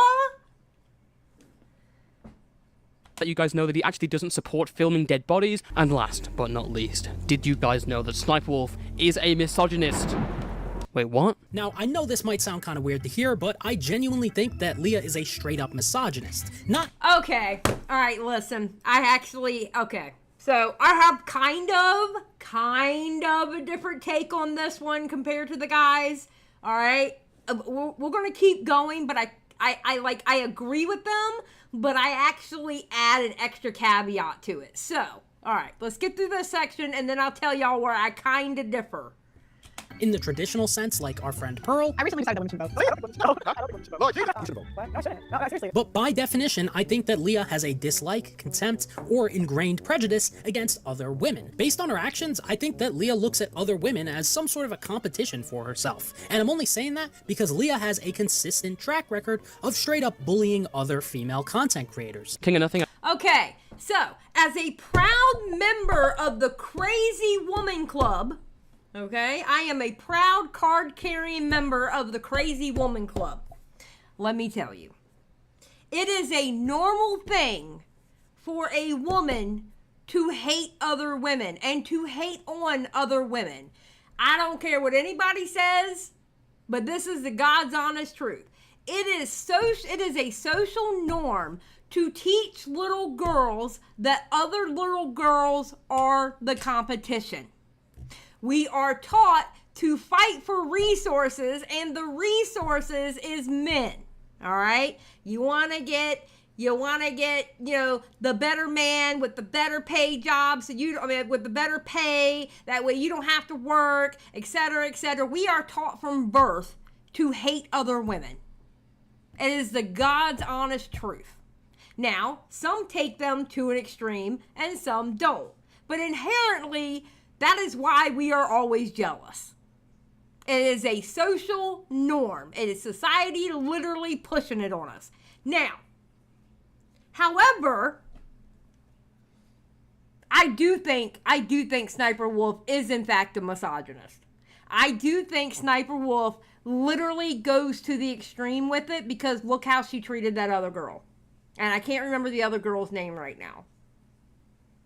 I think Leah does hate other women, especially when they're in the same genre as hers, because then they're really competition. Azzyland. Thank you. Thank you. For how she treated Azzyland, yeah. Sniper Wolf is a hating ass bitch, or as one would put, a misogynist. But women are normally like that. Some women learn as they get older. There's no point in doing that.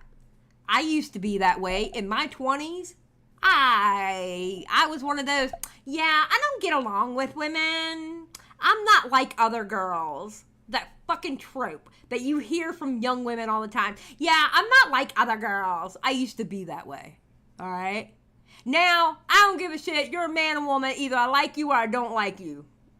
I'm not going to be hating on somebody just because they're a woman. So don't believe Matt Pitt. Matt Pitt will lie to you and tell you that I hate women. All right? Do not believe him. He's a liar.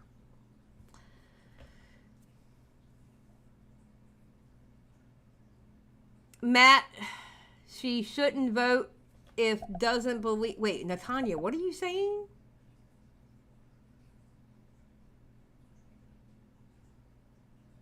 Oh, Pearl, I don't care about Pearl.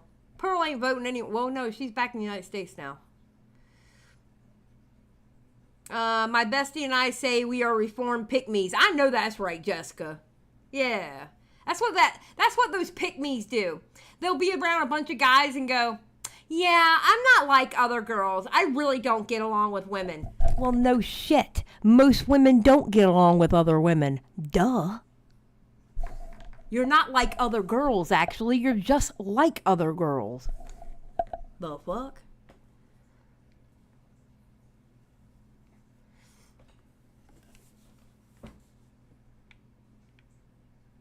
So... I don't mean to assume that you haven't been around women in your life, but women fight with each other. That does not make them misogynists. Sniper Wolf says this shit because she's fucking insecure. Leah clearly has some sort of deep-rooted hatred towards women as a whole, dating back more than 10 years, and it's disgusting. Accusing people of certain ists and isms is like King of Nothing's crack cocaine. He just has a cerebral addiction to it. He can't even go a few minutes making fun of someone without coming back down to earth and trying to make some huge major point. Yes, my man did just show his glizzy on a public Instagram story that he posted at the age of 41. And somehow, that's not even the worst part. The worst part, by far, is the growling. I mean, I don't know what he was trying to accomplish by growling like that, but it's kind of giving me some misogynist vibes. Now you see why he's exaggerating. Okay, bro. Alright, listen. Is Keemstar an asshole? Yes. Does Keemstar say shit out of his mouth that I can't stand and I hate? Absolutely. Do I tell him when I hate when he says shit like that? Yes, I do. Just because he was flexing in a mirror and doing manly grunting sounds doesn't make it misogynist. Bro, come on. That was horribly a weak point.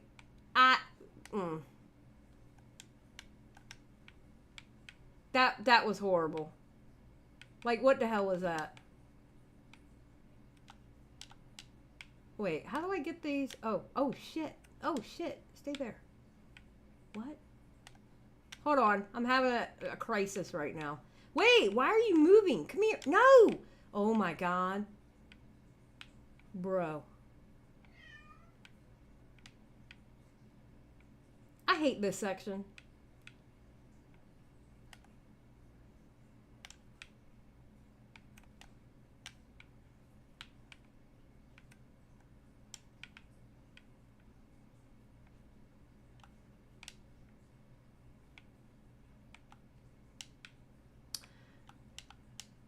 Okay, we're good. Exaggeration is so potent. It's meant to reinforce moral grandstanding on clips that don't even deserve it, but King of Nothing is making such an outrageous point that it feels weird to defend it. Let me give you an example. During the promotion for the first Creator Clash, the YouTuber Dad went on the H3 podcast to discuss his fight and talked about the loss of his girlfriend. On a later podcast with Anthony Fantana before Creator Clash 2, Ethan talked about Dad and said this. Honestly, like, truth be told, I would not want to fuck with Dad. Like, Dad, I would not get in the ring with Dad. Knowing his, even at the weight that I am, knowing his... Yes, you heard the meow. Pumpkin was trying to talk to her people, I guess. I don't know what she's doing. His background, he's faster than you. You can't keep up with that speed. He's a dancer. He's gonna have he's got insane endurance, and also he's a little crazy stamina. Yeah, and he's definitely got a screw loose. Yeah. Like he came on our show to promote his fight against Matt, and he was just like He's an animal. My life is a tragedy. I'm fighting for my dead girlfriend. I was like, whoa, dude, I want to fuck. I don't fuck with. Yeah, you don't want a dead girlfriend punch. No. Nobody wants a dead girlfriend punch to the face. No, but I would pity anyone who gets in the ring with him, dude. That would be a fucking disaster for anybody. King of Nothing responded to it by saying this. Now, I'm no expert in maturity. In fact, I'm actually quite immature. Yeah, I'm retarded. But when I think about maturity, the last thing that would ever come to my mind is a 40-year-old man who openly mocks the death of other people's girlfriends who he personally knows. Please explain to me where Ethan Klein was like, he wasn't mocking the ex-girlfriend. Like, what? He wasn't mocking the ex-girlfriend.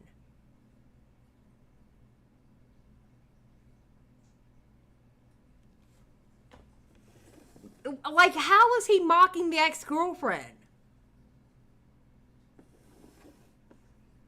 Like, all he did was, I don't want to deal with the ex-girlfriend, punch.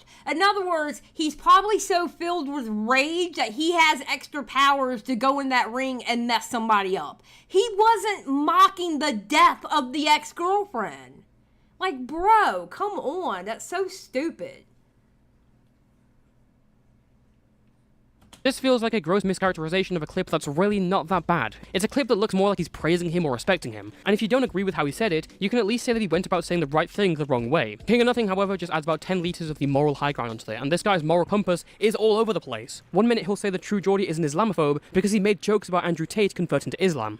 To see a grown man like True Geordie, who is 35 years old, get in front of a camera and blatantly insult 1/4 of the world's population using harmful Islamophobic stereotypes is truly disgusting. And then he'll turn around and say that, hey, actually, making an edgy joke doesn't make you racist. Now, is this a joke? 110%. He's not sitting there being genuinely racist. It is an attempt at humor, and obviously I don't think he hates Asian people as a result of this one clip. He'll often be quick to label people as racist or sexist or homophobic based on jokes they've made. And speaking of vile, Ethan is also racist, in my personal opinion, which is obviously very hypocritical. But then he'll turn around and be like, well, you can't really be racist if you're multiple races, right? This is exactly what I mean. Here's an article written by the Daily Beast, which claims that Sneeko is a racist. If you've been watching this channel for a while, you know I do not like this dude. But to claim that he is racist is insane. He's like 4 different races.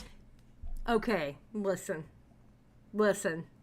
That is probably the most retarded ass explanation of whether somebody can be racist or not.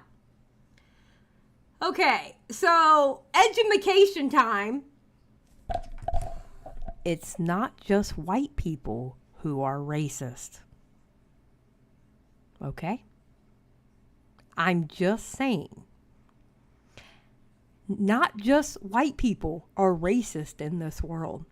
Many other people are racist besides white people.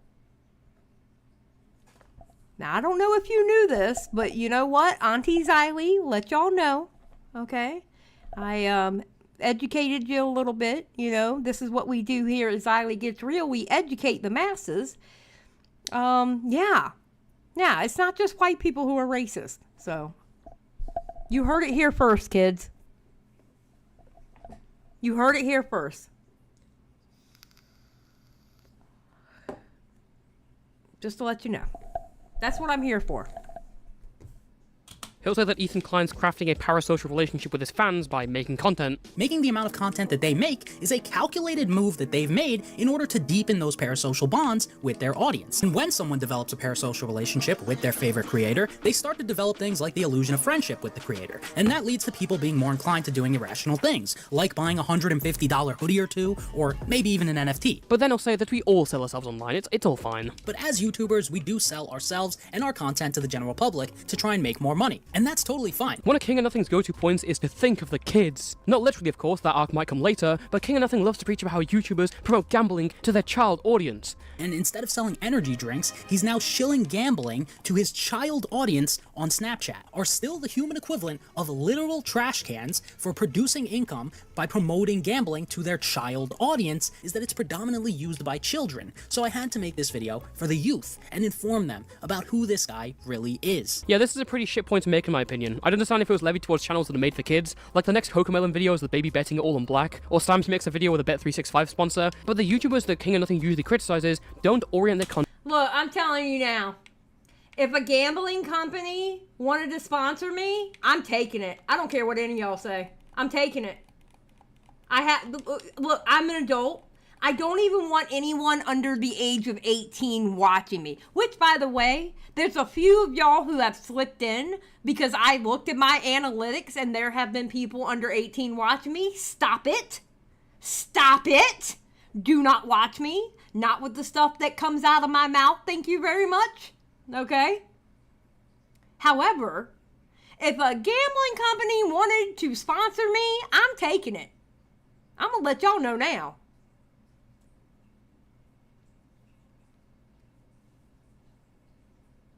I'm going to let y'all know now. I'll take it. And shoot.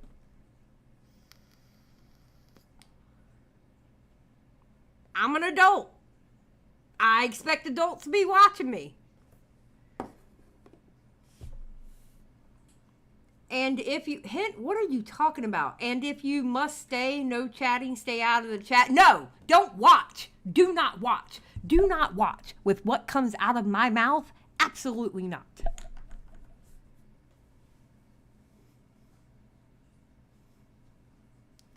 You crazy kids, scramble.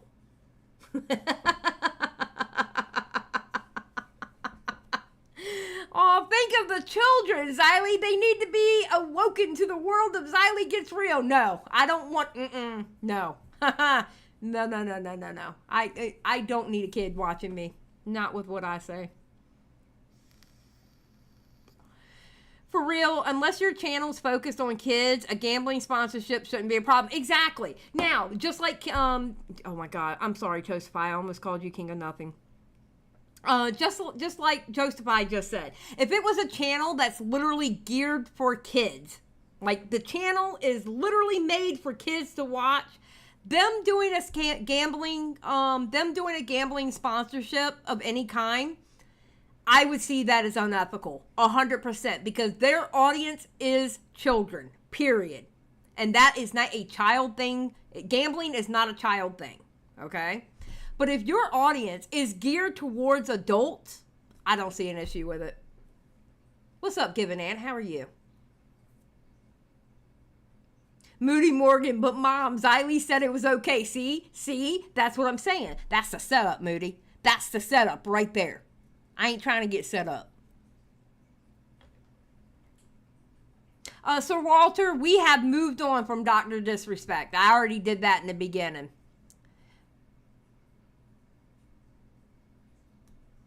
Oh my God, Sir Walter, I just read what you said. When it comes to this Dr. Disrespect news, we can easily get the answer. Just ask the moral authority of the internet. I'm Alex, and whatever he says, think the opposite. True, Sir Walter. You have a good point there. So...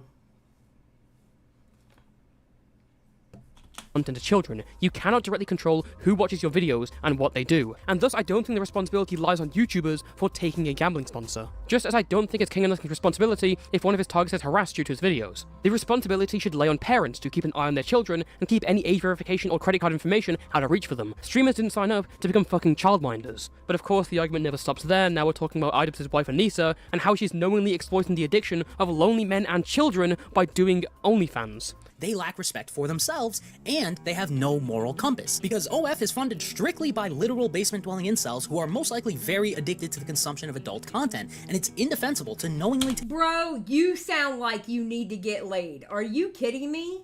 Are you kidding me? You literally sound like you need to get laid. And you, bruh. Take advantage of people who we all already know are at the lowest of the lows in society, all just to make some quick, easy cash. And the statistics show that the largest consumers of adult content is actually little boys aged 12 through 17, which is disgusting, especially when you take into account that OF intentionally does nothing to verify the ages of their customers so they can make more money. And that's not even mentioning the dozens of peer-reviewed studies proving the inarguable net negative impact that excessive consumption of adult content has on not just children, but adults as well. And as you would expect, those who buy anti-OF are not the people who use it in moderation. So by making a video with the sole intention of defending sex work, Ian is proving to us all that he's anti-consumer, anti-science, pro-addiction for children, and pro-basement-dwelling incels. Again, if the argument was about porn sites overall, you could probably have a good point here. But King of Nothing is actively attributing malicious motives and intent to exploit children upon Anissa. Really? Are you fucking serious? Ian. Wait, what? Wait a minute. Because she has an OnlyFans, she's trying to push it to kid. What?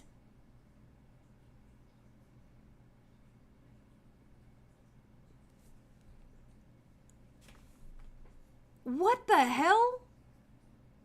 Who is that? I hate him already. This is a video, Skip. This is a video that Toastify did about King of Nothing. And yeah, he's bad. He's bad. Oh my God.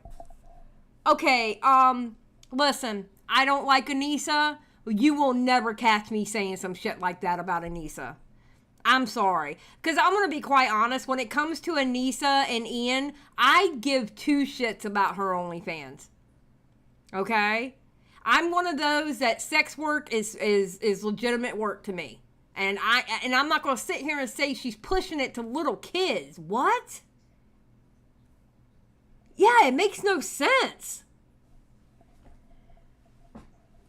Good God. Is proving to us all that he's anti-consumer, anti-science, pro-addiction for children. Man, this King of Nothing guy seems to see children everywhere he goes. Maybe the arc is already starting. Or maybe it's because his idea of a joke is 3rd grade reading level. And it's certainly not because I'm a good person. In fact, I am horrendous. I'm the guy who consistently team kills my teammates in Fortnite. Following King of Nothing's catastrophe of a video on H3, many people inside the commentary community, including his peers, were all asking the same question. Why would he leave this up? That's my, like... Because he's stupid. Why not delete it after, like, 3 months, a month? Like, we should not be able to... I don't know. He's stupid, and... He should have made this a members-only exclusive. True. People like Nicholas Diorio and Turkey Tom, who have been critics of Ethan Klein in the past and people who were cited in the description of King of Nothing's video, were quick to disavow this content dumpster fire after watching it. I'm convinced that this guy's either, like, a bad actor, like a legitimate malicious fucking person, or his videos are an amalgamation of Reddit posts he's read, and he's basically Reddit versus, but he markets himself as a commentary channel. That's the only way that this could make sense to me, because it feels like the video's at odds with itself. It feels like it's written by 15 different people who have different opinions on Ethan Klein, and it's just all mashed together. And like when you ask this guy why things are wrong, he doesn't actually know the answer because he hasn't done the actual research. Eventually the video... No, it almost feels like he watches, like with his video on iDubbbz. It's like he goes from saying that iDubbbz needs to go back to being edgy to iDubbbz was like racist. Like he goes by with what anybody has ever said. He watches videos. He doesn't do research. Big difference.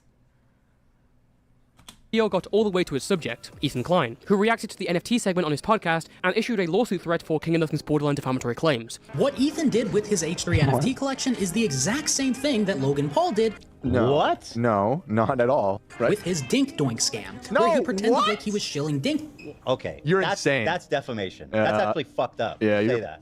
Dude, bro. NFT segment on his podcast and issued a lawsuit threat for King of Nothing's borderline defamatory claims. What Ethan did with his H3 NFT collection is the exact same thing that Logan Paul did. No. What? No, not at all. Right? With his Dink Doink scam. No, where he pretended what? like he was shilling Dink. Okay. You're insane. That's defamation.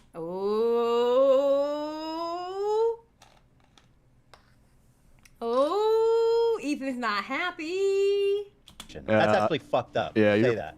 Dude, bro. Not remotely comparable. That's fucked up to even lie about, dude. Like, what are you doing? That's defamation, man. I'm sick. That is defamation, and he can technically sue the kids for doing that. And mind you, when I say kid, this isn't a kid. This isn't a 17, 18-year-old kid. You know, by mine and Ethan's standard, because we're so old, okay? This is a 24-year-old. 24.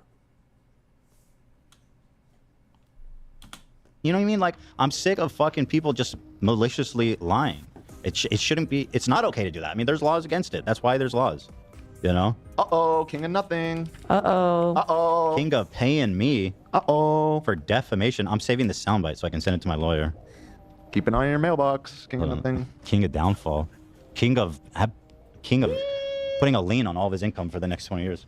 Since then, King of Nothing has not issued any response to Ethan, which is understandable considering the possible legal threat hanging over his head, but his response to his peers within the commentary community has been nothing short of cowardly. Removing those who he originally credited because they criticized him, playing Whisper Down the Alley with Boblax to respond to the whole thing about comparing the H3 NFTs to Dink Doink, it's all been very lame. On May 6th, 2024, he would make an announcement to his members-only Discord server, stating that he would be deleting it because he didn't want to deal with moderating it. He also adds a little message saying, "Bro, I could not possibly care less about what Nick Diorio says about my video. If anyone wants to view his tweets, please feel free to check out his Twitter. Don't lie to me, King of Nothing. You care about what Nick Diorio says about your video." Oh, I'll still never forget the time Xander Hall watched the first sentence in one of my videos and was like, "Dude, this guy's trying to sound like Nick Diorio, bro. Have you noticed all the commentators? They want to sound like Nick Diorio." I mean, I will say though, I wish I sounded like Nick. I mean, I think he has a cool accent. I feel like if I did it, I'd have to do it. I'd want to do it the best. I wouldn't want to. Fully, yeah. If Nick is making a video, I don't really think I can top Nick. Alright, before King of Nothing says I'm being dishonest, the real reason why he's now become the scorned lover of Nick Diorio is because when Nick was tweeting about how bad his... No, Toastify didn't. No, I didn't pick up on that before. Slug tipped 420. Alright, hold on. I gotta go look for it. Alright, give me a second, guys. Hold on, because I didn't have the stream elements pulled up. My bad. Excuse me while I go do that. I feel like I already know what it's going to say. But, you know, he gave me money, so at least let me go look at it.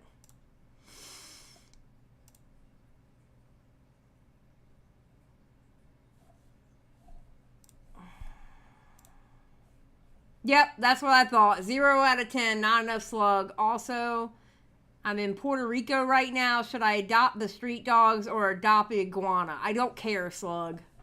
I do not care. Thank you for the 420, though. Okay. The best. I wouldn't want to. Fully, yeah. If Nick is making a video, I don't really think I can top Nick. Alright, before King of Nothing says I'm being dishonest, the real reason why he's now become the scorned lover of Nick Diorio... He has become the scorned lover of Nick Diorio. Bless his heart. ...is because when Nick was tweeting about how bad his video was, King of Nothing sent him a Discord friend request for a private conversation. I doubt a defamation suit would go through. I don't think he's actually suing him, Axis. I'm just saying he could sue him. I'm just saying he could. But he probably not going to.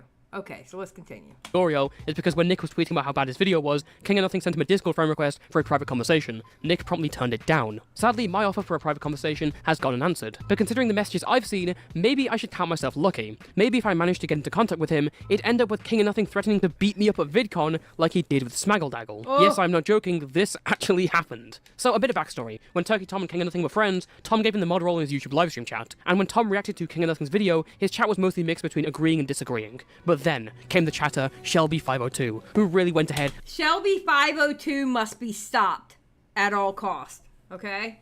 Shelby502 is the scourge And crossed the of line. King of Nothing. Shelby502 must be stopped. Okay? And you know, Shelby, if you're out there, I saw you in Nick Diorio's chat the other day, and I almost hid you. Because you are a scourge on this platform for what you said to King of Nothing. I'm just saying. Okay, that's a joke, but still, it was funny.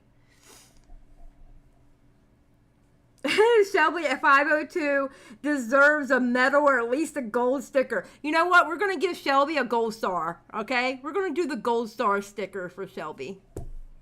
Absolutely. Oh, you watch, Sakura, watch. This is what they said. All right? With such heinous messages containing fiery language, like King of Nothing is reaching, and more power dynamics. This, of course, was just too much for King of Nothing to handle, his hands getting sweaty as he read the message, his eyes growing from anxiety to fury, and he would snap back by banning this chatter. You see, King of Nothing, that's how hyperbole works. Now, Shelby 502 must be obliterated. You see, Sakura? You see what Shelby 502 said? How dare they? How dare they?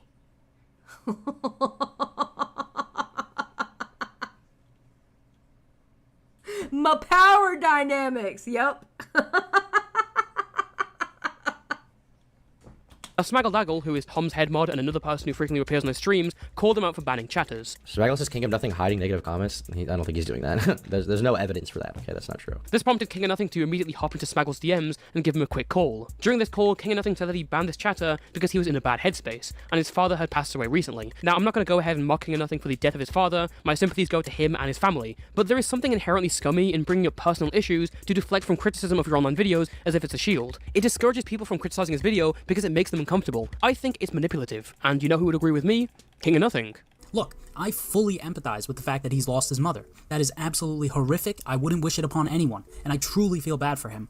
But what does this have to do with you saying this? I would gladly blow myself up if I could take that fucking shitbag with us. Because although I'm sure everyone feels bad about him losing his mom, it really just seems like he's trying to gain sympathy points from his own audience. But what does this have to do with you saying this? It's my belief that King of Nothing has been using this personal tragedy to get his most vocal critics off his back. I believe this is exactly why he sent Nick Diorio that Discord friend request. Now, having been told this news, Smaggle didn't take this seriously. From his perspective, he had just seen King of Nothing bring up his dad's death as an explanation for why he banned a YouTube chatter. He thought King of Nothing was joking or doing a bit, and so he laughed. This really set off King of Nothing, turning him into an internet tough guy, and I would be remiss if I didn't include these messages. Lamau, no matter what words you say, you're still gonna be the way you are tomorrow, and you're gonna have to suffer that way for the rest. Okay, I'm gonna give you all a little backstory.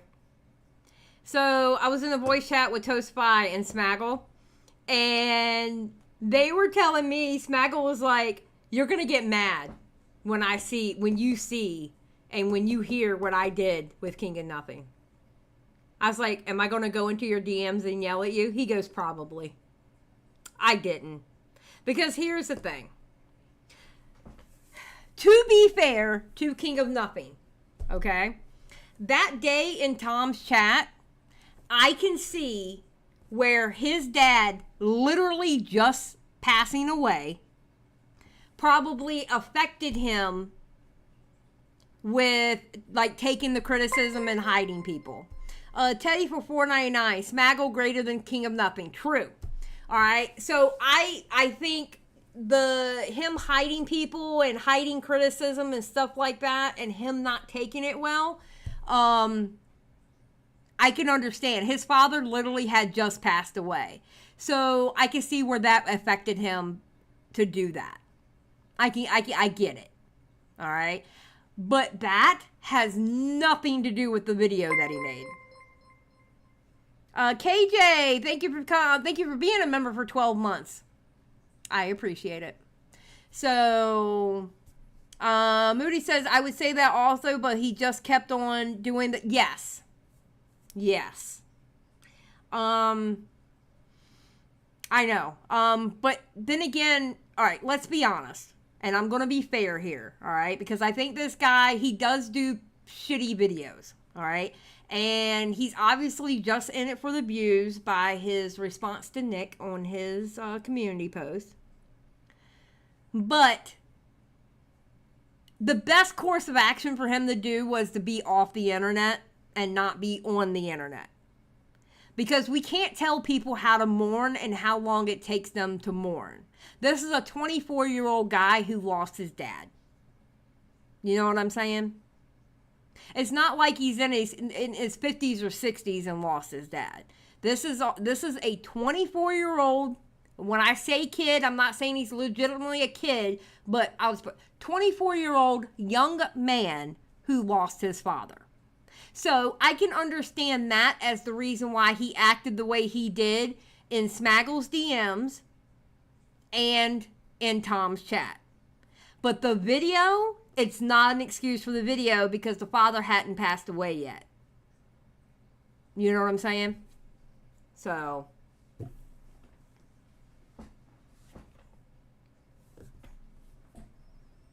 Yeah, he's a kid to us old folks, true. It's your life. LOL. If that's not a joke, I don't know what is. You unironically have a sub-70 IQ. Why are you trying to own me right now? You are molding. Buddy, I told you my dad died 2 days ago, and you laughed. Am I supposed to be happy about that? Acknowledge how retarded you are. You would never, in a million years, say that to my face. You wouldn't be alive. You're a victim wait right this second, and you'll be that way for the rest of your life. You are a victim in any situation. Hey, commentary community. I'm outside right now, touching some grass. You're a victim. Stay indoors so no one can hurt you. Mad? Come to VidCon, I'll show you mad. Or are you scared and you're gonna hide behind a computer screen?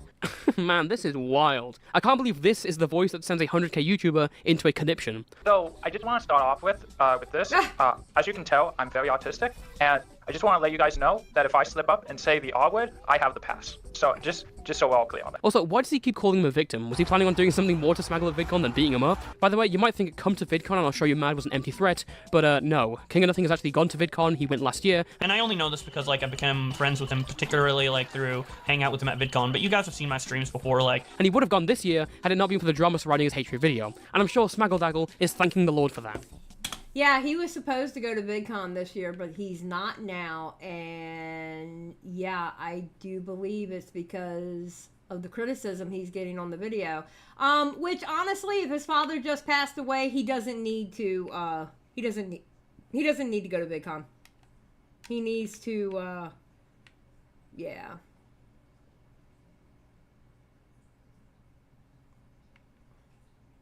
I don't know what I'm supposed to be doing here. Oh God.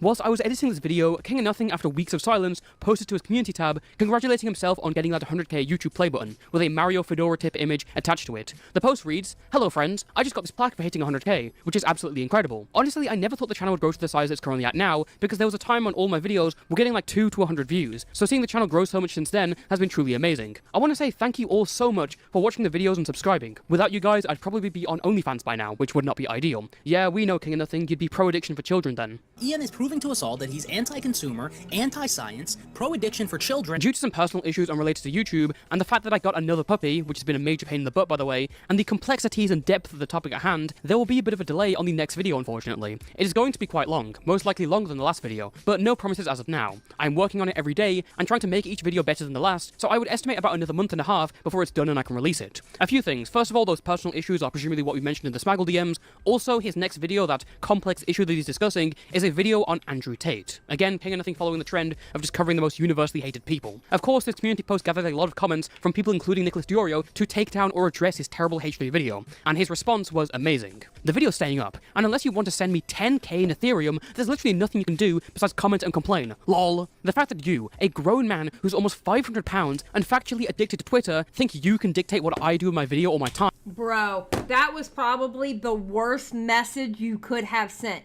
You literally, in this message, I'll let Toastify read it, but you literally told your audience in this message the only thing that matters to you is the views. Not the truth. The views.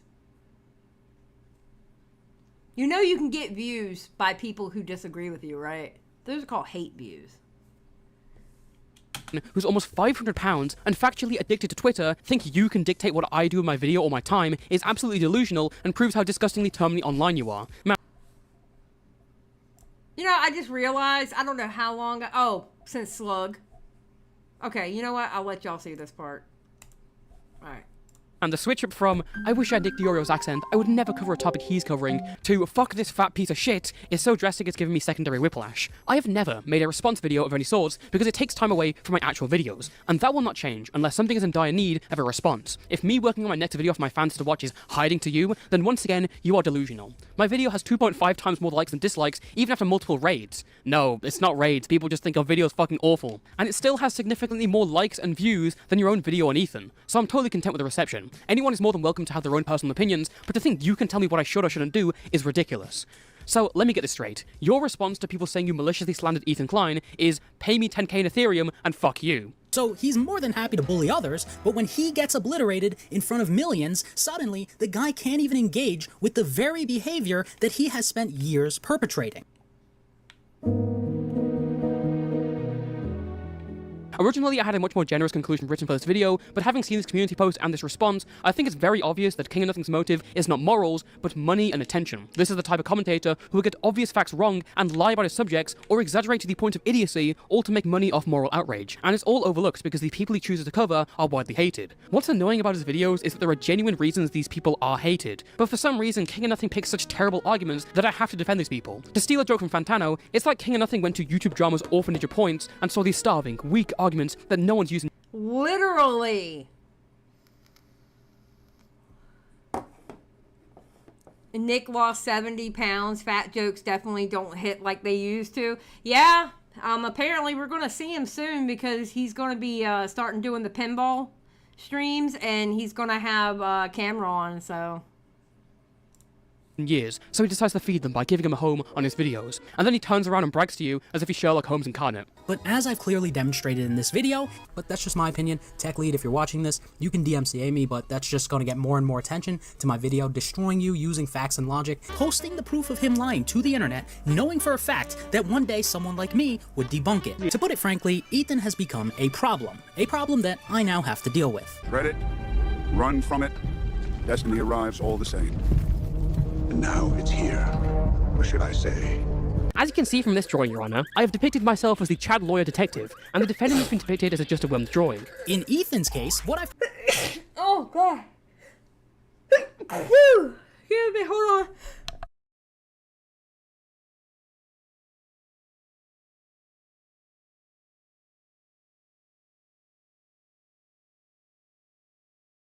Oh my God, that hit out of nowhere. Holy crap.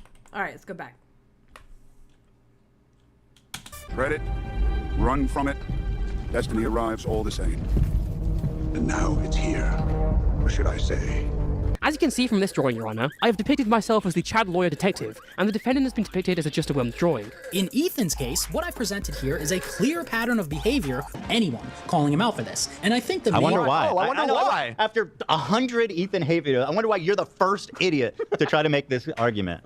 I think King of Nothing sees himself in the Content Cop series. He uses the same music and he has the same sort of format, a long video trying to do a character breakdown of a popular and widely hated individual. But despite having made almost 3 hours of content on iDubbbz, he never understood that Content Cop wasn't good because of reactionary arguments based entirely on subjective opinion and shock value. It's because it freed itself from the responsibility of moral grandstanding and looks at everything in a more objective view based on their character, criticizing these people for being manipulated. Yes, and that's the exact same reason why he's getting canceled now. That's exactly the reason why iDubbbz is getting canceled now, because of how his videos actually were. You know? And and yes, King of Nothing, you know, King of Nothing literally picked a good name for himself. Think about it. King of Nothing. He literally picked a good name for himself.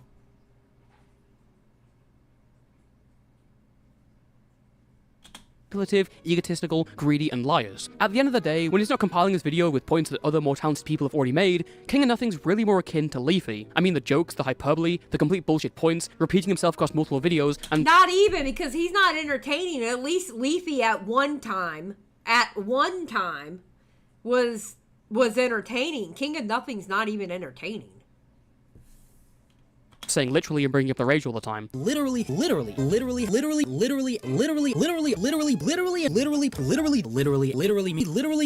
homosexual. Plus, look at these titles, man. The most toxic man on YouTube, the most evil man on YouTube. Put these in all caps with a stupid thumbnail, and you wouldn't be able to tell the difference. King of Nothing wants to come across to you as if he's the pinnacle of morality and integrity on YouTube, but in reality, he's far from that. Despite making hour-long documentaries on others, he'll blow up his Discord server and ignore criticism, or use personal issues as a shield in private to defend stupid actions. This probably could have all been avoided if he just accepted the L and took down his video, and now he's becoming another topic in the drama cycle that he's living off of. It's only a matter of time until this guy makes a video on someone who's far more liked, and people start to really notice how delusional and malicious he really is. And until next time...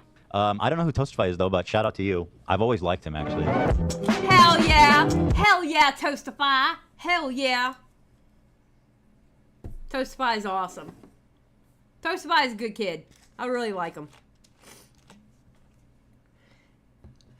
Yes, Willie Mack hit 200K, by the way, folks. I am so proud of Willie Mack. Honestly, I'm so happy for him. He totally deserves it.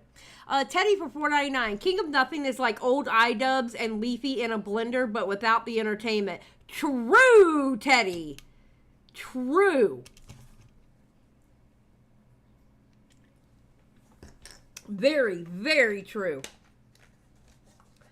Alright, well, I'm stuck on this part, so I'm going to have to look it up on the internet how to get past this part. I know, that'll be cheating, but you know what? I don't care, because I'm old, and I don't have time to waste trying to figure out this puzzle, okay? Just saying. But yeah, Willie hit 200K. Oh, that's what I gotta tell y'all too. So, you know how I was gaming and reacting? Well, I'm going to do that more, but it's going to be on nights where I'm like really bored, nobody's live, and I'm going to start doing it on my second channel.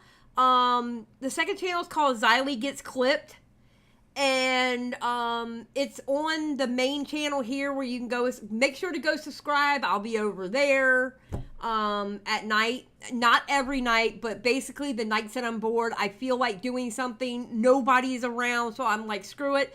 You never know. You might watch me play the Discord game that everybody's joking with me about, or I might be playing this game, or I might be playing, I might go into Paladins with a group of friends. You never know. So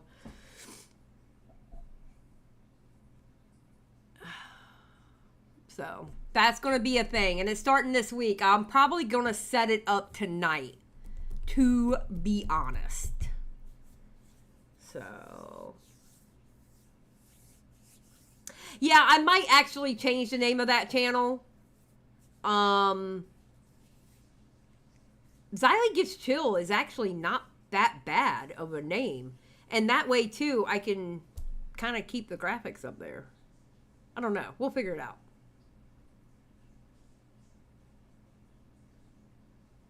No, Mackenzie, I do not love y'all. No.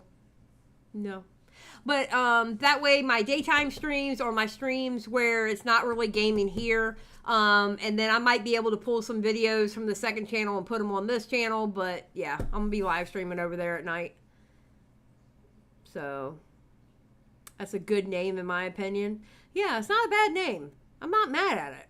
I'm really not mad at that name. I kind of like it, to be honest. So yep. So like I told y'all before, changes are coming to the channel. I haven't figured out what though, and I am cooking, because I'm cooking on some stuff, that some other things that I want to do on this channel, like IE shows and stuff like that. So we be cooking.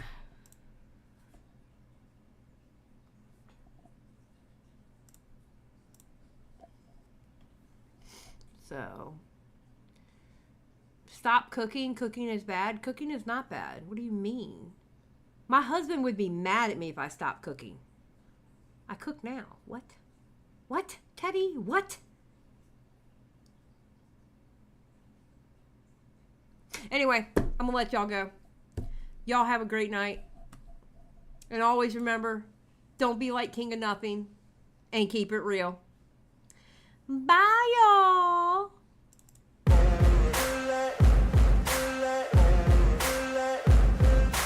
Ain't no motherfucker in this world could do it like me. Open up your eyes and insert a little rising. You don't have to love me, you don't have to like me. Got enough love in myself, in my psyche.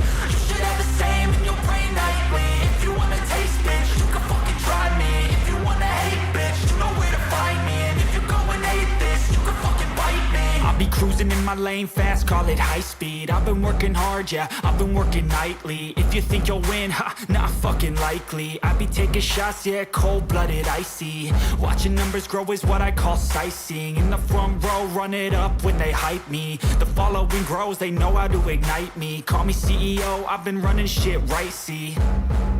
And I ain't playing games, I create my own lane, making pleasure out of pain, turning losses into gains. I'm the boss, I'm making change. I've been rocking this exchange, popping off and risking things. Gonna make a fucking name. I just wanna be famous, but I don't want that cheap fame. No, I'm not that vain. I just wanna be greatness. I just wanna be greatness. I just wanna be greatness. I just wanna be greatness.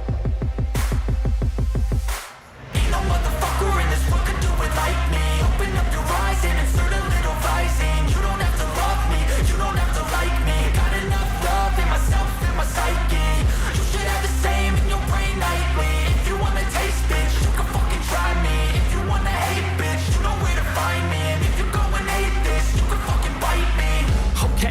going off every chance I get. I don't really take a loss, well, I'll admit. That's why I'll make it to the top, yeah, I commit. And no, I'm never getting lost, I get after it. Investing in my own stock, cause it's faster than any crypto hits go, let me spend. Everything that you see is something I invent. And it's only a percent. I'm gonna take shots. If I miss all, forget it. I'll take a fat loss just to learn all that's in it. I'm taking snapshots, learning how to fall and get it. I'm getting back up, always stand tall, don't sweat it. I never back up, I don't miss a thing or regret it. I'm always learning, you could call me academic. I'm always working, never been apathetic. Bad energy is like a poison, needs some antiseptic.